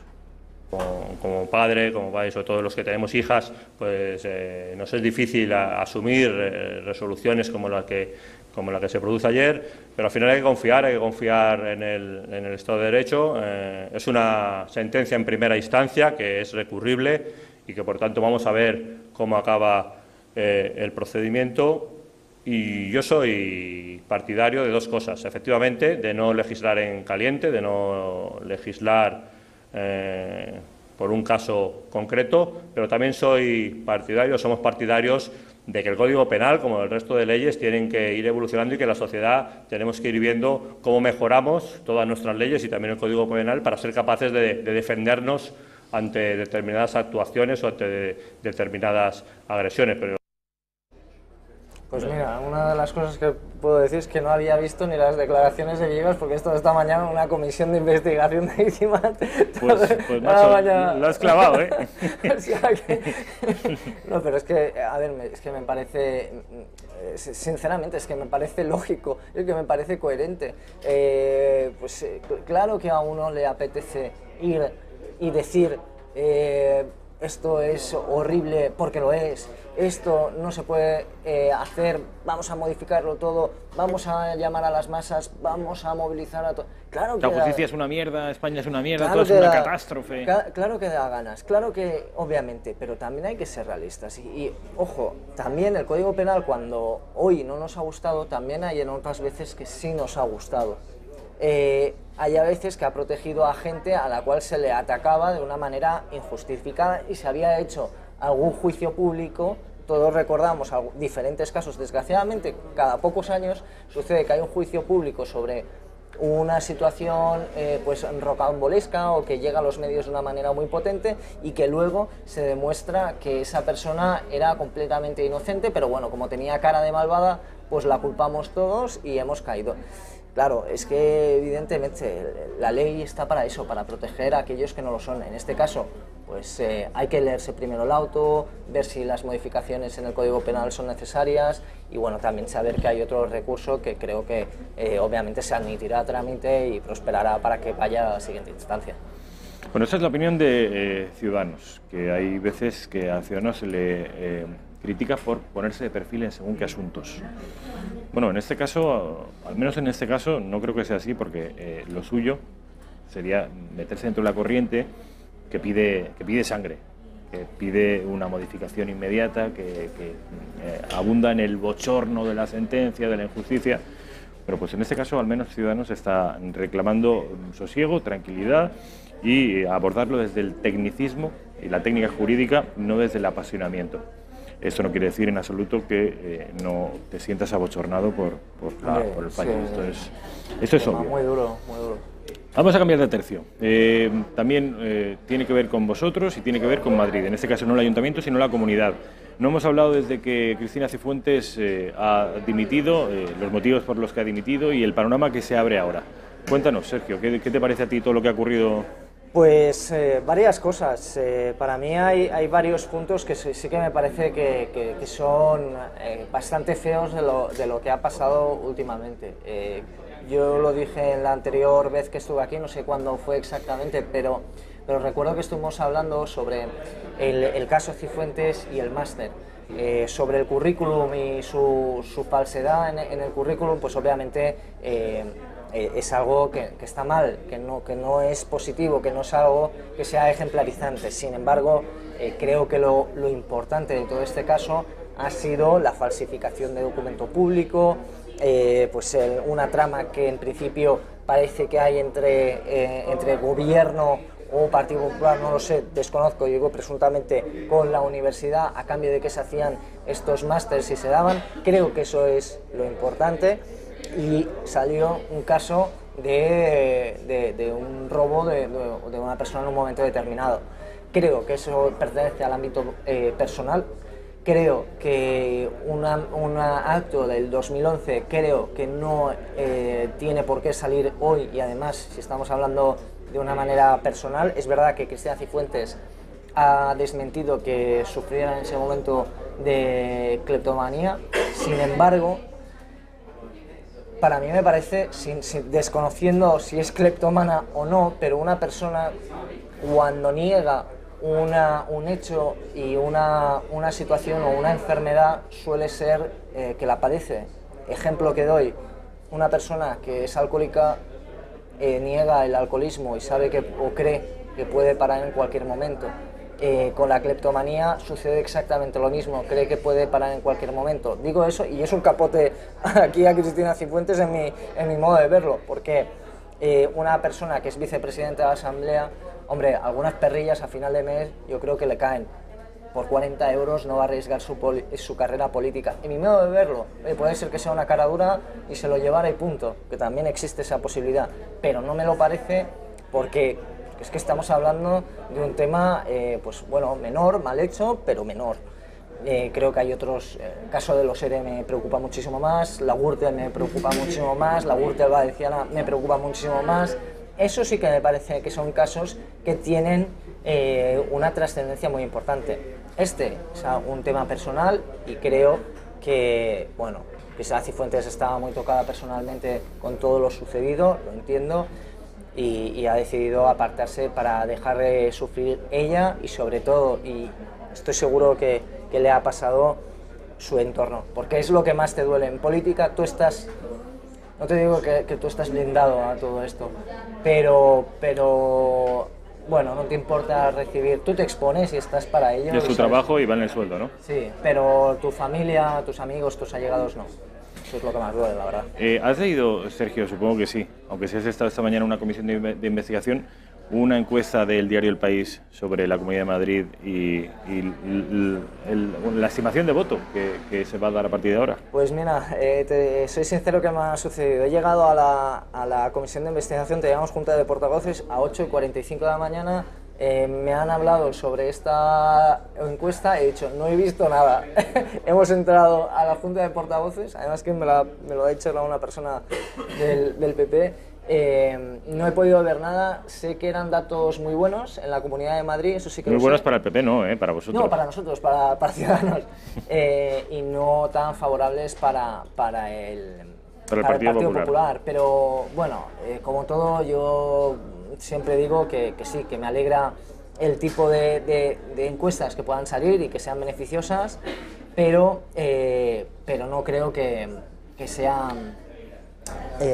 para mí, y lo digo de verdad y lo he dicho siempre, hay que seguir trabajando duro, hay que seguir dando opción, pero son encuestas y lo que hay que trasladar es todo eso a unas urnas y todavía queda un año de legislatura, en este caso en la Asamblea, un año de mandato en el ayuntamiento queda mucho tiempo, hay que seguir trabajando y de ofrecer un servicio a los madrileños, que para eso estamos, que veo que hay algunos que se están olvidando de que todavía no estamos en campaña política. Hay que trabajar por la ciudad, por la comunidad, y hay que dar un servicio público, que para eso estamos. La encuesta por la que yo le preguntaba y que Sergio Bravezo ha estado trabajando y no ha tenido oportunidad de ver, viene a decir que en la Comunidad de Madrid, recuerden, esto antes incluso del escándalo mayúsculo con el tema de los hurtos de las cremas, el Partido Popular, que era el partido que viene arrastrando elección tras elección una musculosa mayoría absoluta, la perdió en la última elección, pero aún así conservaba 48 escaños. Bueno, pues el Partido Popular, en esta proyección de escaños del diario El País, de 48 pasaría a, atención, 25 escaños. Del primer puesto pasaría al tercero. ¿Qué haría Ciudadanos? Justo lo contrario, de 17 escaños, el partido de los 4, el con menos representación en las anteriores elecciones, pasaría a ser el primer partido de la Comunidad de Madrid. De 17 escaños pasaría a 48. Prácticamente se invertirían los grupos de votación. De manera que el primer partido sería Ciudadanos con 48 escaños, el segundo el Partido Socialista con 33, también perdería 4 escaños el PSOE. El tercero el Partido Popular con 25, de 48 pasa a 25, y el último partido, Podemos, de 27 pasa a 23. De manera que todos pierden, excepto Ciudadanos, que crece de una manera brutal, casi multiplica por 3 su representación. Esto lo firmas, ¿eh? Lo firmo, pero, esto lo firmas. Pero siempre diré, y ya me pasó en la anterior vez que entramos en política, es una gran responsabilidad. Sí, es verdad, uno se alegra y uno hombre, le es agradable ver que su trabajo tiene un efecto. Sin embargo, también tiene otra parte que es responsabilidad, hacer equipos de gobierno, hacer equipos que sean obviamente potentes, que puedan dar un buen servicio público, que trabajen por y para Madrid y que puedan defender los posicionamientos de Ciudadanos de una manera coherente y de una manera que es pues que está en el seno y el espíritu de Ciudadanos. Creo que eso es lo importante. Todo lo demás, pues bueno, son teorías, en este caso son encuestas, y están bien, y de verdad lo digo, están bien, pero no es una falsa, la mía no es una falsa modestia en plan Guardiola, es de verdad, porque lo he visto, porque lo he vivido, porque sé perfectamente que hay que trabajar duro y que uno no se puede ni relajar y que queda muchísimo tiempo y que es muchísima responsabilidad la que hay presidir, ojo, una comunidad, en este caso, y que no cualquier comunidad. No os vale. Ahora vamos a ver si las encuestas del Ayuntamiento de Madrid dicen más o menos lo mismo, a ver si vosotros también...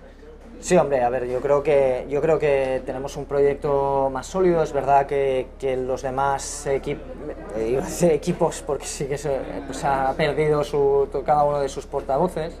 Pues el Partido Popular perdió a Esperanza Aguirre, que te pueda gustar más o menos, pero es una persona que no pasa desapercibido. Antonio Miguel Carmona te podrá gustar más o menos, pero no es una persona que pase desapercibida. Y Manuela Carmena, pues obviamente es la alcaldesa y continúa ahí, pero está muy tocada por el equipo que tiene y bueno, por algunos fallos bastante graves. Entonces, sí, nosotros también creo que hemos tenido aciertos, pero también estamos capitalizando pues los desaciertos y los errores que tiene de los demás. Y en eso sí que no tenemos ningún miedo en aceptarlo, pero es que para eso también se trata de que fallen tus rivales y no fallar tú, básicamente, en eso consiste. Y bueno, pues claro, el proyecto también tiene que ser sólido y para que no falle, pues tiene que ser un proyecto sólido y despuntar en aquello que uno creemos que hace bien y que tiene que continuar y potenciar y mejorar. Vamos, ¿qué concejalía te pides? Bueno, yo estoy actualmente, soy portavoz de Medio Ambiente y Movilidad. Y una de las partes esenciales que tiene Madrid es la limpieza.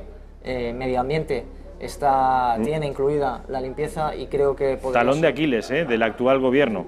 Pues ¿tú crees que hay margen de mejora? Por supuesto que lo hay. Hay mucho margen de mejora y me gustaría poder trabajar en ese aspecto que lo tengo bastante controlado en ese aspecto y poder dar un servicio de calidad acabar con el problema de la limpieza. Obviamente siempre habrá problemas, siempre habrá picos, porque es normal, vive gente y hay que entenderlo, pero sí que creo que es posible tener unas calles limpias en Madrid, a pesar de que Manuela Carmena le diga que ya, bueno, pues está todo muy limpio y que todo está muy bien.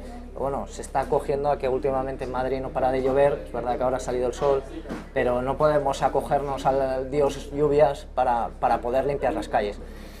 Manuela Carmena dice que Madrid está muy limpio y que es todo fantástico. Mentira, yo vivo aquí como concejal y no, está más sucio que nunca. Yo vivo aquí desde hace poco, pero llevo viniendo toda mi vida a Madrid porque tengo familiares y yo siempre he recordado Madrid muy limpia, es una ciudad muy limpia. Yo vengo de la costa como Sergio, que es de Barcelona, y allí las ciudades no son tan limpias como las castellanas, las ciudades del centro de España. Bueno, pues Madrid ha perdido esa limpieza y es una cosa que yo creo que es fundamental para la imagen de una ciudad y para que el confort de sus propios vecinos. Sergio, ha sido un placer. Como siempre, un placer. Tengas buen fin de semana. Igualmente. Te veo, Dios mediante, la semana que viene. Hecho.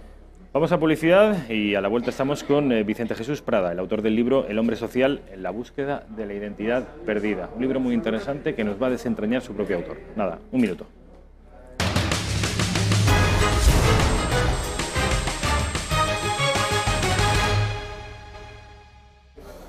Ya estamos de vuelta en la redacción abierta de Intereconomía. Nos visita Vicente Jesús Prada Gómez. Vicente, ¿qué tal? ¿Cómo estás? Buenas tardes, muy bien.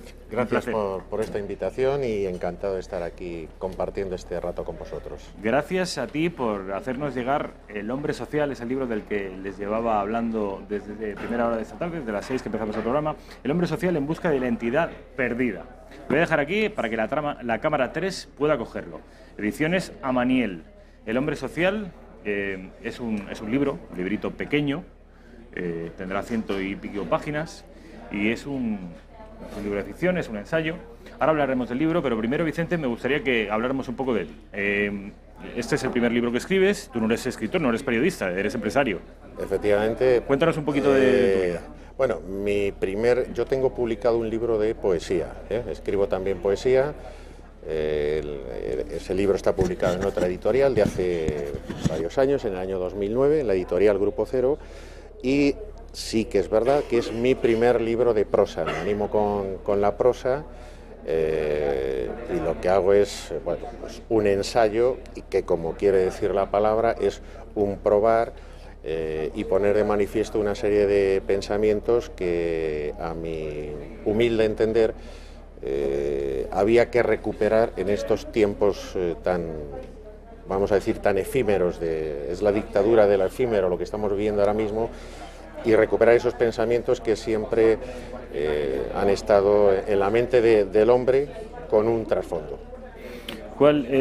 Recuperar la identidad perdida. Sí. ¿Cuál es la identidad perdida? Que ya según tu juicio ya no tenemos. Bien, no es ninguna tesis, es decir, yo no pongo de manifiesto, la innovación de este ensayo es recuperar esos valores que ahora mismo están perdidos. Por ejemplo, la posibilidad de que los hombres conversen, hoy en día se conversan muy poco, es la imposición de mi pensamiento sobre el tuyo, es que exista la contradicción, que exista la paradoja, que exista la antítesis. Es un poco, si nos recurrimos a los clásicos, esa conversación socrática donde empezábamos una idea que llevaba a otra y un pensamiento que llevaba a otro, que hoy en día se ha perdido, ¿no? Entonces vivimos la moda que es la dictadura de lo efímero. El último pensamiento es el que vale, no hay un criterio lógico, no hay un pensamiento. Entonces recuperemos eso, que es el tiempo histórico del pensamiento humano. ¿Esa sería la identidad perdida? Sí, un poco para mí es la Pero identidad perdida. es una identidad más que del hombre de Occidente, ¿no? Sí. Una tradición, la de la conversación, la de Platón, Sócrates, es una costumbre de la civilización, una costumbre que es la que nos ha hecho grandes y preeminentes con respecto al resto del mundo, de la civilización occidental. ¿Cuándo crees tú que se produce el punto de inflexión? ¿Cuándo nuestra civilización empieza a perder su propia identidad? Yo creo que son ciclos. Lo que pasa es que ahora vivimos un momento muy extremo en ese tipo de pensamiento. Es decir, verdad que existen los clásicos, pero también existe en la época barroca, por ejemplo, un gran pensador que tuvimos en español, como fue Baltasar Gracián, o incluso filósofos más próximos de finales del 19 o del 20. Siempre ha sido una, como la montaña rusa, ¿no? Una subida, una bajada en cuanto a pensamiento, recuperación, extremismos, etcétera. Lo que pasa que para mí tengo una percepción que creo que comparte mucha gente de que efectivamente el hombre está perdiendo un poco su esencia, ese alma, esa mirada que tiene en cuanto a pensar, en cuanto a estar formado, en cuanto a tener una cultura, ¿no? Creo que se está perdiendo, o cuando menos desvalorizando y aparcando. Hay que recuperar de nuevo esa esencia, ¿no? El hombre, dices, Vicente, que el hombre está perdiendo su alma. ¿Hablas de alma desde un punto de vista teológico cristiano, desde un punto de vista materialista? Bueno, alma con lo material es incompatible. ¿Hablas desde la filosofía cristiana, judeocristiana? ¿Cuál es tu brújula? Yo diría, Rafael, que es un pensamiento ecléctico, es decir, recoge un poco la esencia, un poco de todas las teorías. Para mí el pensamiento ecléctico es un pensamiento de progreso, ¿no? Porque evidentemente, pues por ejemplo, Erasmo de Rotterdam, en el medievo, pues también ponía de manifiesto en ese momento la recuperación, ¿no?, de la cultura cristiana ante el asedio que venía de las hordas enemigas, ¿no? Lo que ocurre que es que ahora vivimos una época como muy superficial, muy de las apariencias, es decir, tú y yo conversamos y la primera apariencia es la que vale, no profundizamos qué es lo que piensas, qué es lo que pienso. Bien entendido que cuando hablo del hombre hablo de algo genérico, es decir, hablo de hombre, mujer, más mayor, más pequeño, más anciano, más Estamos en una época en la que hay que justificarse que cuando hablamos de hombre hablamos en genérico. Sí. Y se incluyen las mujeres. Efectivamente, y centrar un poco la cuestión, ¿no? Sería como poner al hombre, ¿cómo te diría?, su mirada ante el espejo, ¿no? Es decir, eso que nos está reflejando el espejo, que nos cuestionamos y cómo me veo, qué es lo que estoy viendo, preguntarse por eso. Quizá para el hombre lo más difícil, hay dos cuestiones muy difíciles, ¿no? Que es primero cuestionarme, tengo que empezar por ahí. Para poder cambiar cosas, primero me tengo que cuestionar yo. Y segundo, el miedo atroz que sentimos ante lo que está por venir, porque no nos da miedo el pasado, ya pasó, y el presente, mejor o peor, lo estamos viviendo. Lo que de verdad le atemoriza al hombre es lo que está por venir, el futuro. Bueno, pues eso, la única manera que hay es de conversando. ¿Cuáles son las amenazas o la amenaza quizá más importante que se cierne sobre lo que queda de nuestra identidad? Hablas de las tecnologías que quizás están perjudicando o están menoscabando esa identidad. ¿Qué más? Además de las tecnologías, el materialismo, la corrección política podría ser una amenaza también. También, sin lugar a dudas. En el fondo, lo que yo estoy poniendo aquí de manifiesto, cadenas televisivas como la vuestra, es lo que estáis poniendo también vosotros, estáis cuestionando, ¿no?, que las cosas pueden ser de otra manera. Entonces, aquí nos dejamos llevar por lo último que nos dicen, no lo cuestionamos, no lo investigamos, no lo ponemos en tela de juicio. Ponme ejemplos concretos, Vicente. Ponme ejemplos concretos de asuntos que no cuestionamos, que no queremos ir más allá y que asumimos directamente y digerimos tal y como nos lo dan. Con el paquetito, nos lo compramos, nos lo comemos. Y aquello de que es que esto es así porque es así, ¿no? Sí. Por ejemplo, para mí la familia hoy en día está completamente desestructurada o en un proceso de cambio que hay que analizar hacia dónde vamos, ¿no? Entonces, pues ahí faltan valores, hay otros valores que a lo mejor lo que hay es que cambiar de lugar y hay otra serie de valores que hay que recuperar. Bueno, pues en general hablas con la gente y la gente lo que te dice que es que las cosas son así. Pero nos pasa igual con cuestiones políticas, ¿no? Cuando es que hay corrupción o es que se roba o no hacen aquello para lo que se les ha dado el mandato. Es que esto es así, está en todos lados. No podemos asumir esa política de que las cosas per se, ¿no?, como dirían los franceses. Bueno, pongamos en cuestión esto, ¿no? Pongamos la mente a trabajar. hay veces que hacemos incluso escarnio de los valores que han sido los valores que han movido a Occidente y que han hecho grande a Occidente, como por ejemplo el honor. El honor, nos reímos hoy del honor, eso sí, luego nos sorprendemos de que haya casos de corrupción. Exacto. Por ejemplo, el patriotismo. El patriotismo también es una cosa muy vieja, muy apolillada, pero luego también nos sorprende que haya separatismo. ¿Se refiere a estas cosas también? Exactamente. La familia es un ejemplo que ha puesto usted también. La lealtad puede ser otro valor. Lealtad. ¿No? Y sin embargo, ¿cuáles son los valores vigentes hoy en día? ¿Cuáles son los valores que han sustituido a los que siempre han sido nuestros valores? Yo creo que no es que hayan sustituido, vamos a ver, yo en ese aspecto soy un poco de pensamiento del clásico griego, ¿no? Aristotélico, platónico o incluso de Sócrates, en el sentido de decir, vivimos una sociedad donde la injusticia o el mal están instalados, menos mal que existe la justicia y la verdad que de alguna manera vienen a compensar los escarnios que producen los otros valores negativos, ¿no? Entonces, lo que hoy pasa un poco es que damos por hecho de que, insisto, ¿no?, que como existe la corrupción ya no se puede cambiar. Como el honor lo confundimos con no sé qué, o el patriotismo con no sé cuántos, pues resulta ser que ya no se puede cambiar. No, mire usted, no nos engañemos. Es que la única manera, en una conversación que yo tenga contigo, pero pasaría lo mismo si la hiciéramos grupal, ¿no? La única manera de que yo no te engañe es empezar por no engañarme a mí mismo, ¿no? Porque en un momento dado yo a ti te puedo engañar, pero si me engaño a mí ya es lo peor. Y a mí me da la sensación de que el humano muchas veces nos autoengañamos, con lo cual, y pensamos que esa es la realidad, ¿no? No estamos cotejando, ¿no?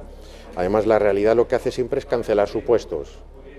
Y construye la verdad en cada momento. Bueno, pues cosas tan fundamentales como esas, que casi son de perogrullo, se nos están olvidando hoy en día, como que ya forman parte, es una rémora del pasado. No, mire usted, tenemos que recuperar eso, si no, ¿hacia dónde vamos, no? Es lo efímero, lo que decimos antes, ¿no? Lo último, la apariencia. Esto parece que es así y lo damos ya por bueno. No, hombre, no. Habrá que hacer, incluso, por ejemplo, en el periodismo, ¿no?, ese periodismo de investigación que haya que cotejar. Lo estamos viendo en otras cadenas, que lo primero que le cuentan a no sé quién es lo que vale. No, mire usted, ¿usted ha contrastado? ¿No? ¿Y cuál es la fuente? No puedo decir cuál es la fuente, no, es que la fuente es que no hay fuente, que es un rumor que hemos puesto en circulación y eso ya, y perdóname la expresión, va a misa. No, vamos a hacer un trabajo, ¿no?, de construcción. Un ejemplo de esto que está diciendo Vicente es, por ejemplo, esto que está abriendo ahora todos los telediarios y ocupa los titulares de toda la prensa, es el fallo judicial a lo que se ha venido a llamar La Manada. Es un fallo de 365 páginas, que obviamente nadie se ha leído, el 99% de las personas no se ha leído, pero que se critica con un extraordinario furor. Yo creo que esto podría ser un ejemplo de lo que vienes a decir, ¿no? Es decir, quedarnos en la apariencia y en la superficialidad sin abundar en el asunto. Además es dar por sentado, es decir, parece que tener la contradicción, la antítesis, la paradoja, son como pecados. No, es que siempre existió. Es que es normal que cuando empezamos a conversar tú y yo en la génesis, seguro que partimos de supuestos dispares, y ahora lo que tenemos que acercar es posiciones lo más posible, ¿no? Entonces, hoy en día eso es un pecado, ¿no? Es que hay una contradicción, ni comentar, bueno, ¿por qué no puede existir? No, es que discrepo, oiga, pues no puede usted discrepar, porque el momento que se sale es usted, vamos, de todo. Nos estamos quedando sin tiempo, Vicente, pero para acabar, me gustaría, hemos hablado mucho sobre el diagnóstico de la sociedad, hemos señalado cuáles son sus pecados laicos o pecados de carácter también religioso, ¿por qué no? Me gustaría que nos hablaras del tratamiento, como si fuéramos un médico. Hemos hecho un diagnóstico al paciente, ¿cómo lo tratamos para intentar que mejore y se cure? Yo pienso que fundamentalmente la formación y la cultura. Formación y cultura, sí, esos dos pilares. Es fundamental, sí señor. A mí me parece que hay que empezar desde abajo, bueno, como muchos nos hemos formado, como hemos aprendido y que estamos viendo que la educación, sobre todo en los últimos 30 años, pues ha degenerado. Yo empezaría por la sociedad se tiene que educar desde muy joven y tener una cultura. Es que, por ejemplo, tenemos otro problema, yo hablaba al principio del tiempo histórico, es que, por ejemplo, en este país hemos perdido esa percepción de tiempo histórico, ¿no? De dónde venimos, quiénes hemos sido. Ahora la memoria histórica, como nos descuidemos, se reduce a los últimos 30 años, eso es imposible, y tengo que reconocerlo y lo pongo aquí de manifiesto. Hay muchos jóvenes que piensan que este país siempre ha sido un país que ha vivido en democracia. Este país tiene mucha más historia, pero que no acaba incluso en el franquismo, que es que fuimos un imperio y en el siglo 1000 fuimos otra cosa. Entonces, claro, ¿ves? Volvemos a lo último, ¿no? Entonces falta a lo inmediato, claro, de nuevo. Entonces falta formación y falta cultura. ¿Para qué? Para podernos entender, si no, ¿de qué estamos hablando? Formación y cultura. ¿Y usted cree que esto, voy cambiando, me voy de usted a tú, perdóname Vicente, es una cuestión, igual esto también son los valores? Exacto. Yo estoy acostumbrado, y en mi casa me han enseñado que cuando hablo, tengo un interlocutor más mayor que yo, de mi edad, procuro hablar de usted, aunque le he pedido permiso a Vicente para tutearle. De manera que, discúlpeme si cambio el estatus. Vicente, formación y cultura. ¿Tú crees, ya la última pregunta, ¿tú crees que el Estado, el actual gobierno, bueno, y todos los que le preceden, pone el acento en estos dos ámbitos que tan importantes son? A mí me parece que no. Es la cultura del oportunismo político. Es decir, es que para poder poner cultura y formación como pilares fundamentales de una sociedad, el político tiene que ser un hombre de Estado. Yo creo que con eso lo hemos resumido. O sea, no puedo pensar en que dentro de 4 años necesito no sé cuántos votos, sino tengo que pensar con un alma de Estado y bueno, y luego ya veremos a lo que pasa dentro de 4 años. Pensar en lugar de las siguientes elecciones, en las siguientes generaciones, ¿no? Correcto.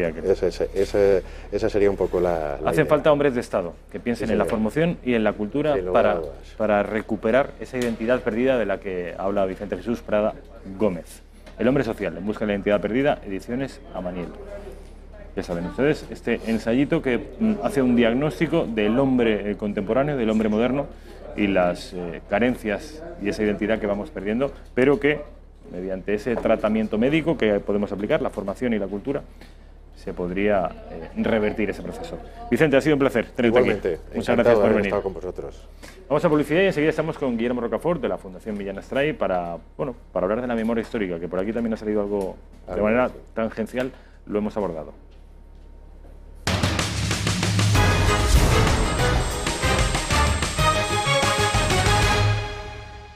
Ya estamos de vuelta en la redacción abierta de Intereconomía. Nos quedan 22 minutos. Estamos con 2 antiguos caballeros legionarios. Don Guillermo Rocafort, ¿qué tal? ¿Cómo estás? Muy buenas tardes, un placer. Muy buenas tardes. Emilio Domínguez, ¿qué tal? ¿Cómo estás? Buenas tardes también. Les digo que los 2 son antiguos caballeros legionarios y los 2 pertenecen a la Fundación Patriótica Millán Astray.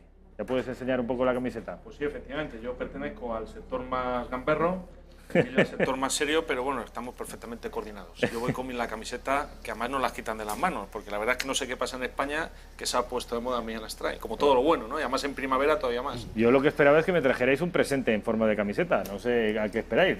Bueno, la semana que viene lo espero.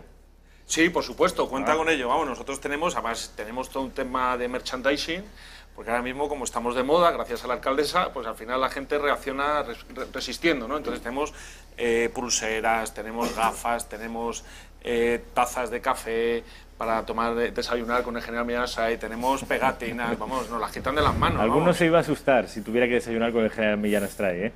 Pero en fin, yo no me iba a asustar, de manera que yo espero mi pack con todas las cositas del general Millán Astray, de estos 2 antiguos caballeros legionarios. Emilio Domínguez es vocal y Guillermo Rocafort es secretario de esta fundación, que hablar un poco sobre la fundación. Vamos a ir de lo general a lo particular, luego les explicaré por qué están aquí estos 2 caballeros. Fundación General Millán Astray, página web. Bueno, vamos a ver, nosotros en redes sociales también tenemos un grupo cerrado en Facebook porque tenemos que ser muy precavidos, porque realmente hoy en día defender la calle del general Millán Astray en Madrid en estas condiciones es algo legionario y algo heroico. Tenemos que cubrir la intimidad de algunos de nuestros asociados, porque de luego los elementos antifas y violentos que giran en torno a la Madrid lógicamente están y ya somos conscientes de ellos en las redes sociales con una actitud verdaderamente violenta, ¿no?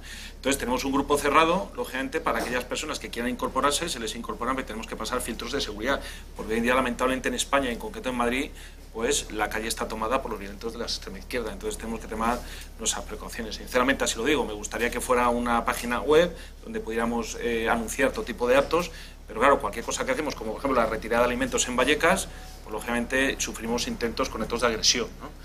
Que no nos preocupan particularmente, porque nosotros por nuestra naturaleza pues estamos preparados a estas situaciones o más, pero sobre todo por la gente que nos acompaña, mayores, mujeres, niños, a los cuales por los amigos de la alcaldesa no los respetan de ninguna manera.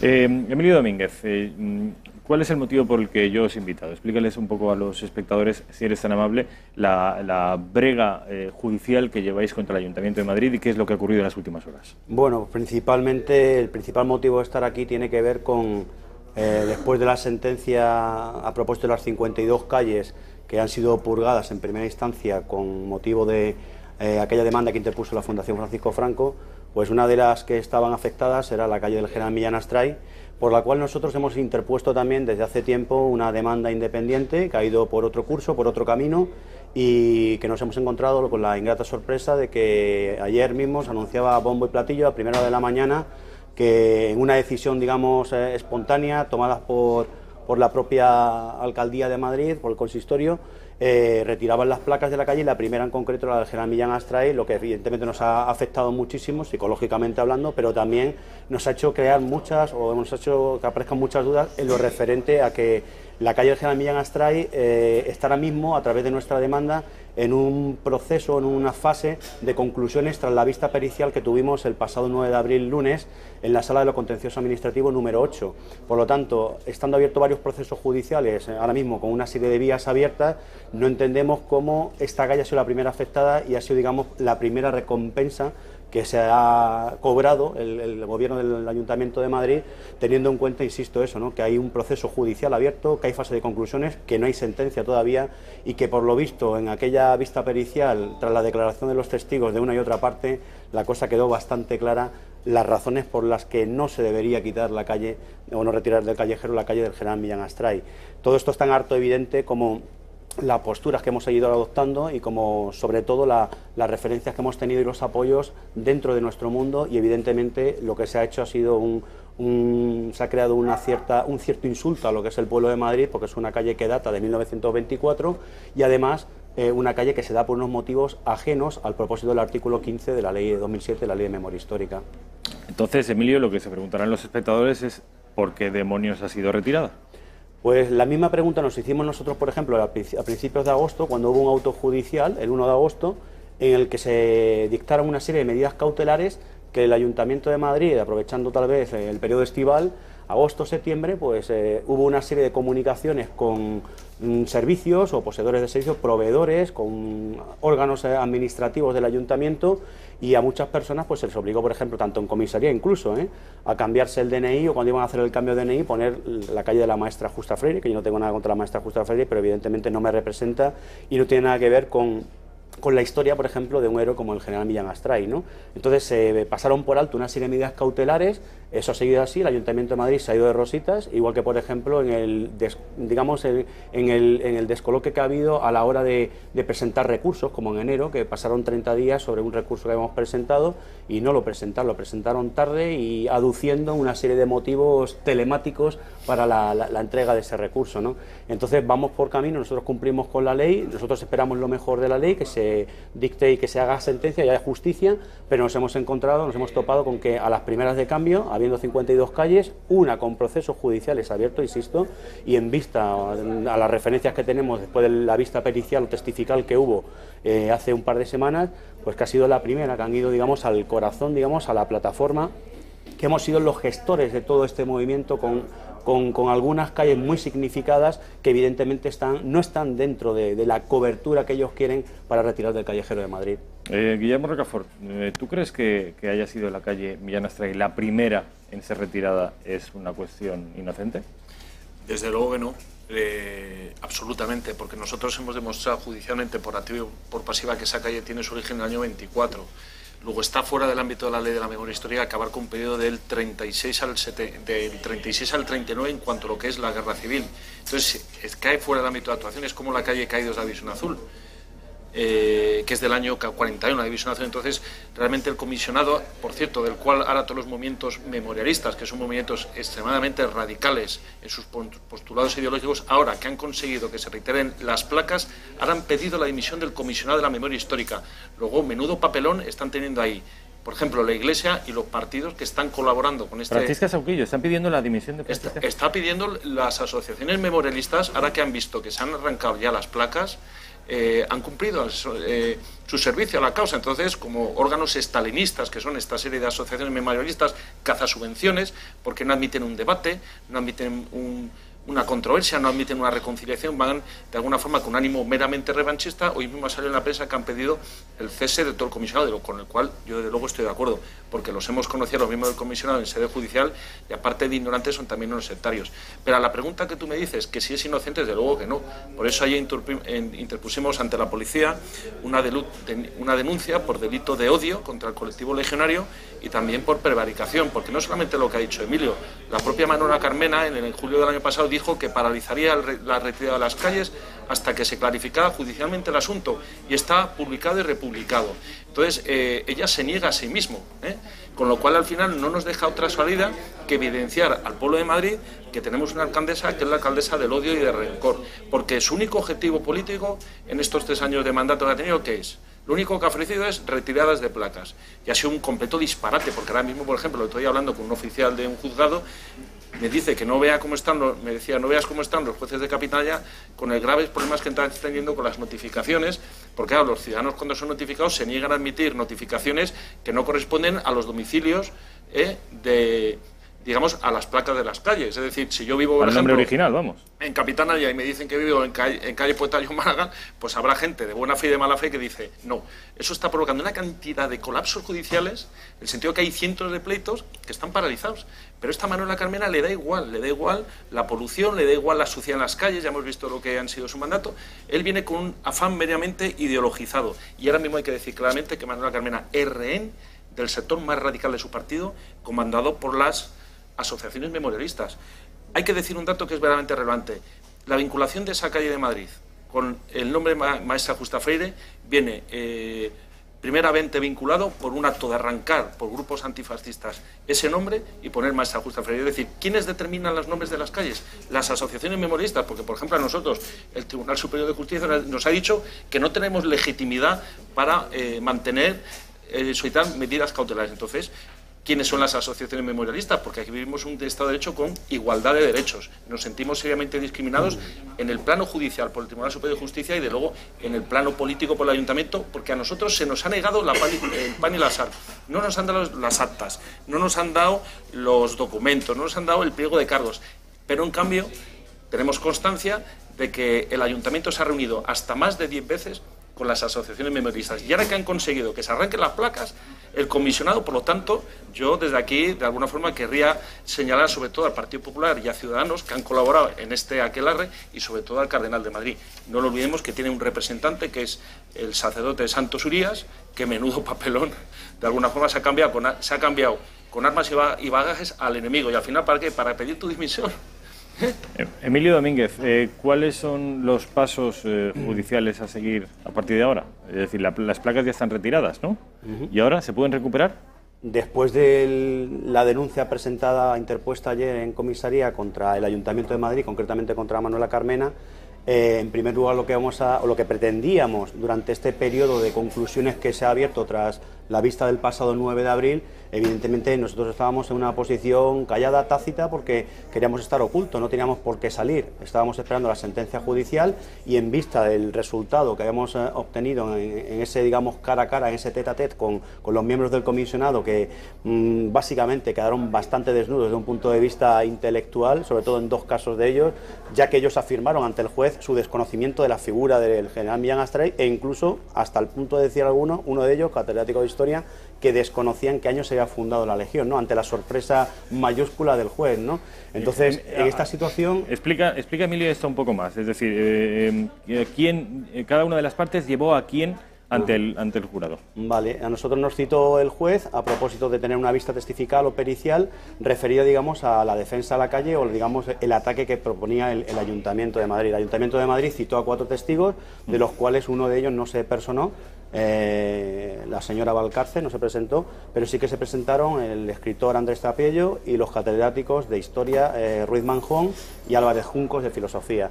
Nosotros, por la plataforma, fue el teniente coronel Recena, que es nuestra cabeza visible, nuestro, digamos, alma mater, más luego Guillermo Rocafort, como experto que es tanto en la historia de la Legión como Millán Astray, además de ser doctor en economía, ¿no? Y luego el tercer testigo era yo, por el hecho de ser también antiguo legionario, doctor en humanidades, y con todo eso se congregó, se realizó un grupo que sirvió como defensa, ¿no? Pasamos por taquilla, digámoslo así, ante el juez.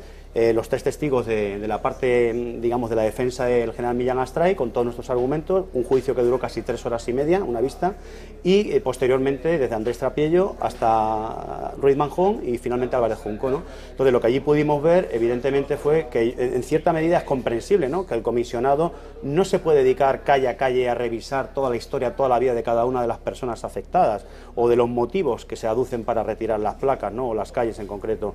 Entonces lo que sí que llegamos a la conclusión es que las han repartido, además lo dijeron abiertamente, y había allí 2 señores, porque la otra no se presentó, la otra testigo, y nos encontramos con que Álvarez Junco y Ruiz Manjón declararon, se sinceraron, que no tenían conocimiento, no habían estudiado a fondo la vida ni la obra.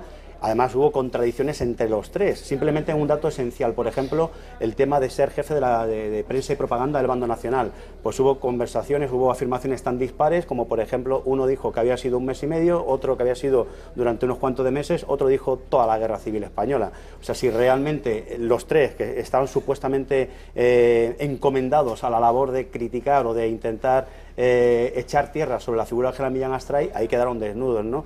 Y sobre todo, por ejemplo, otra serie de cosas, aspectos como el típico, el manido enfrentamiento con Unamuno, que quedó descubierto. De hecho, la calle no se llama Avenida de la Inteligencia, que fue la primera propuesta, porque desde que sacamos a la luz el manifiesto o el periódico El Adelanto del 13 de octubre del 36 de Salamanca, con una foto cordial en la despedida del general Millán Astray, con el obispo, con Pley Daniel y con el propio Unamuno, pues realmente aquella opción se ha venido abajo, ¿no? Entonces sí que nos llamó, y al propio juez le llamó la atención esta acción. Por eso decidimos mantenernos callados, porque nuestra posición es en este momento ventajista. Estábamos seguros de que realmente con lo que habíamos visto en la vista pericial o testifical, teníamos más que suficiente a la espera de sentencia. Una sentencia que no se puede producir aún porque está todavía el periodo de conclusiones entre ambos lados. Pero entonces lo que no entiendo, Emilio, es que si la sentencia, si no ha habido un fallo judicial, ¿por qué se retiró la placa?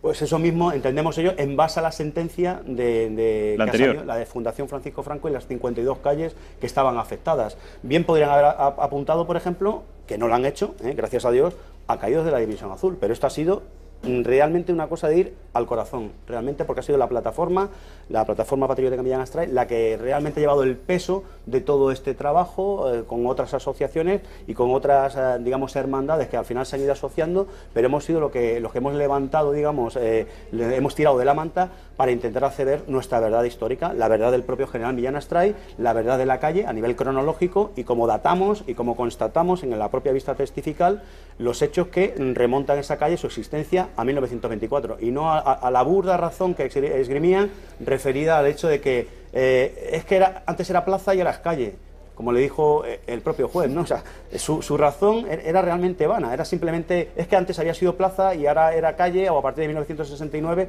cuando el caso es que el pueblo de Madrid en 1924, que es al que se le está desagraviando, es esto.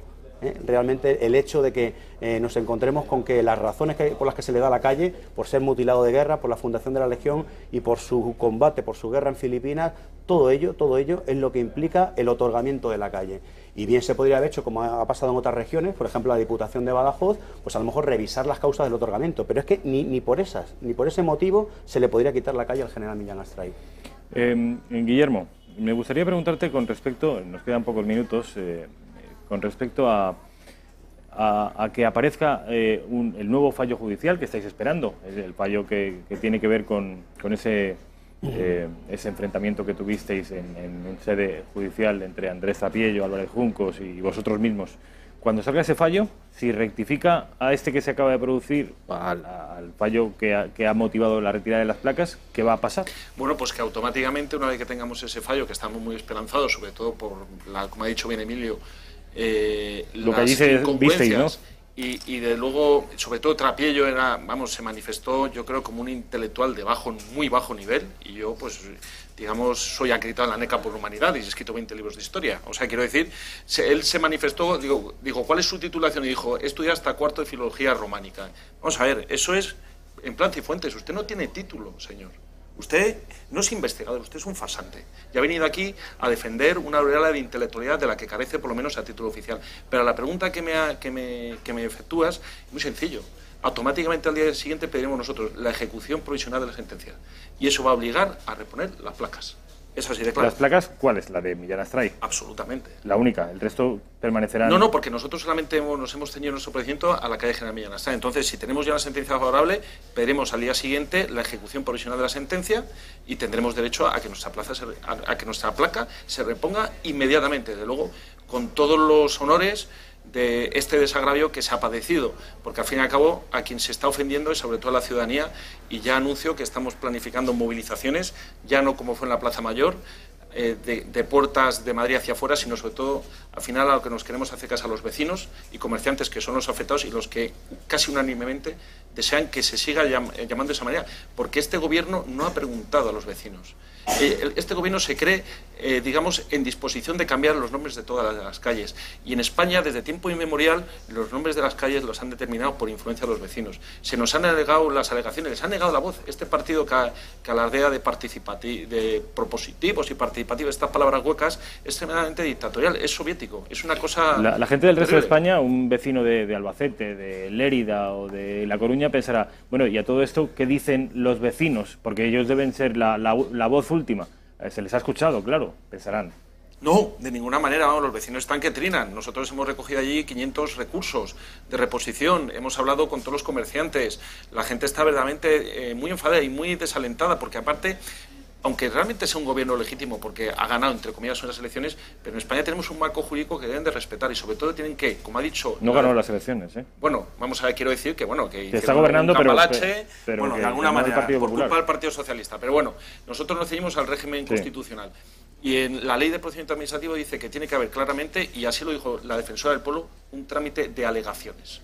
Hay que darle traslado en todos los procedimientos reiterados de los nombres de las calles de toda España, hay que dar traslado a los vecinos, que en última instancia son los que van a poner la pasta, porque este ayuntamiento, por mucho que ha dicho jiji, jajaja, no va a poner ni un solo euro, porque el euro lo tienen para sus microcontratos y para sus camaradas y sus casas ocupas, ¿no? Y para sus grupos de radicales y asociaciones memorialistas. Pero los que van a pagar efectivamente este coste, que es elevadísimo, que es una ida, una vuelta, una ida y una vuelta, van a ser los vecinos y los comerciantes, que son en última instancia los concernidos, y a ellos, desde luego, nos vamos a acercar a hablar de una forma sensata, por supuesto, dentro del marco de la ley, pero para que manifieste el pueblo de Madrid la legítima protesta, porque nosotros sinceramente políticamente nos sentimos totalmente abandonados. Es que el Partido Popular está en proceso de hundimiento. Han aprovechado el día siguiente lo de Cifuentes, está neutralizado, y Ciudadanos está en la delgada línea roja, y además ellos han votado a favor del cambio del nombre de la calle, de lo cual efectivamente nosotros tomamos debida nota, ¿no? Y también de los comentarios que ha vertido, por ejemplo, Begoña Villacís. Nos sentimos muy preocupados. ¿Qué ha dicho Begoña Villacís? Que si hay que quitarla, que se quite. Vamos a ver, señora Begoña Villacís, usted que está llamada a ser la futura alcaldesa de Madrid tendría que ser un poquito más respetuosa, ya que no con la plataforma, que al final somos 4 o 5 legionarios y otros de fuera de Madrid, pero sobre todo con los vecinos, porque han abandonado, Ciudadanos y el Partido Popular, ha abandonado a los vecinos y a los comerciantes, porque ellos podían haber dicho que le den la palabra a los vecinos. Y yo pongo la mano en el fuego en el que en esa calle el 90% dice que se sigue llamando Millán Astray porque ellos quieren seguir viviendo en su Esto con respecto a la... Bueno, nos quedan 50 segundos, yo creo que no nos va a dar tiempo. Yo simplemente reitero bueno, la disponibilidad de esta mesa para cuando tengáis necesidad de hacer público algún mensaje. Por último, ¿cuándo creéis que va a salir esta sentencia que creéis que va a ser favorable a la Fundación? Bueno, en teoría estaba previsto para finales de mayo, durante el mes de mayo. Entonces puede ser un grave problema para el Ayuntamiento de Madrid como la sentencia salga favorable a la plataforma, y eso de reponer y cambiar, volver a cambiar las cosas, como ha pasado ya en alguna que otra ocasión, en Alicante, pues puede ser un mal trago, ¿no? Sí. Independientemente de eso, contamos con el apoyo de los vecinos el sábado día 5 de mayo, que estaremos en su calle intentando que tengan voz. Emilio Domínguez, nos tenemos que ir. Muchas gracias. Ha sido un placer. Tendrás tu Guillermo camiseta en Rocafort. breve, ¿eh? Gracias. Vamos al informativo de Intereconomía.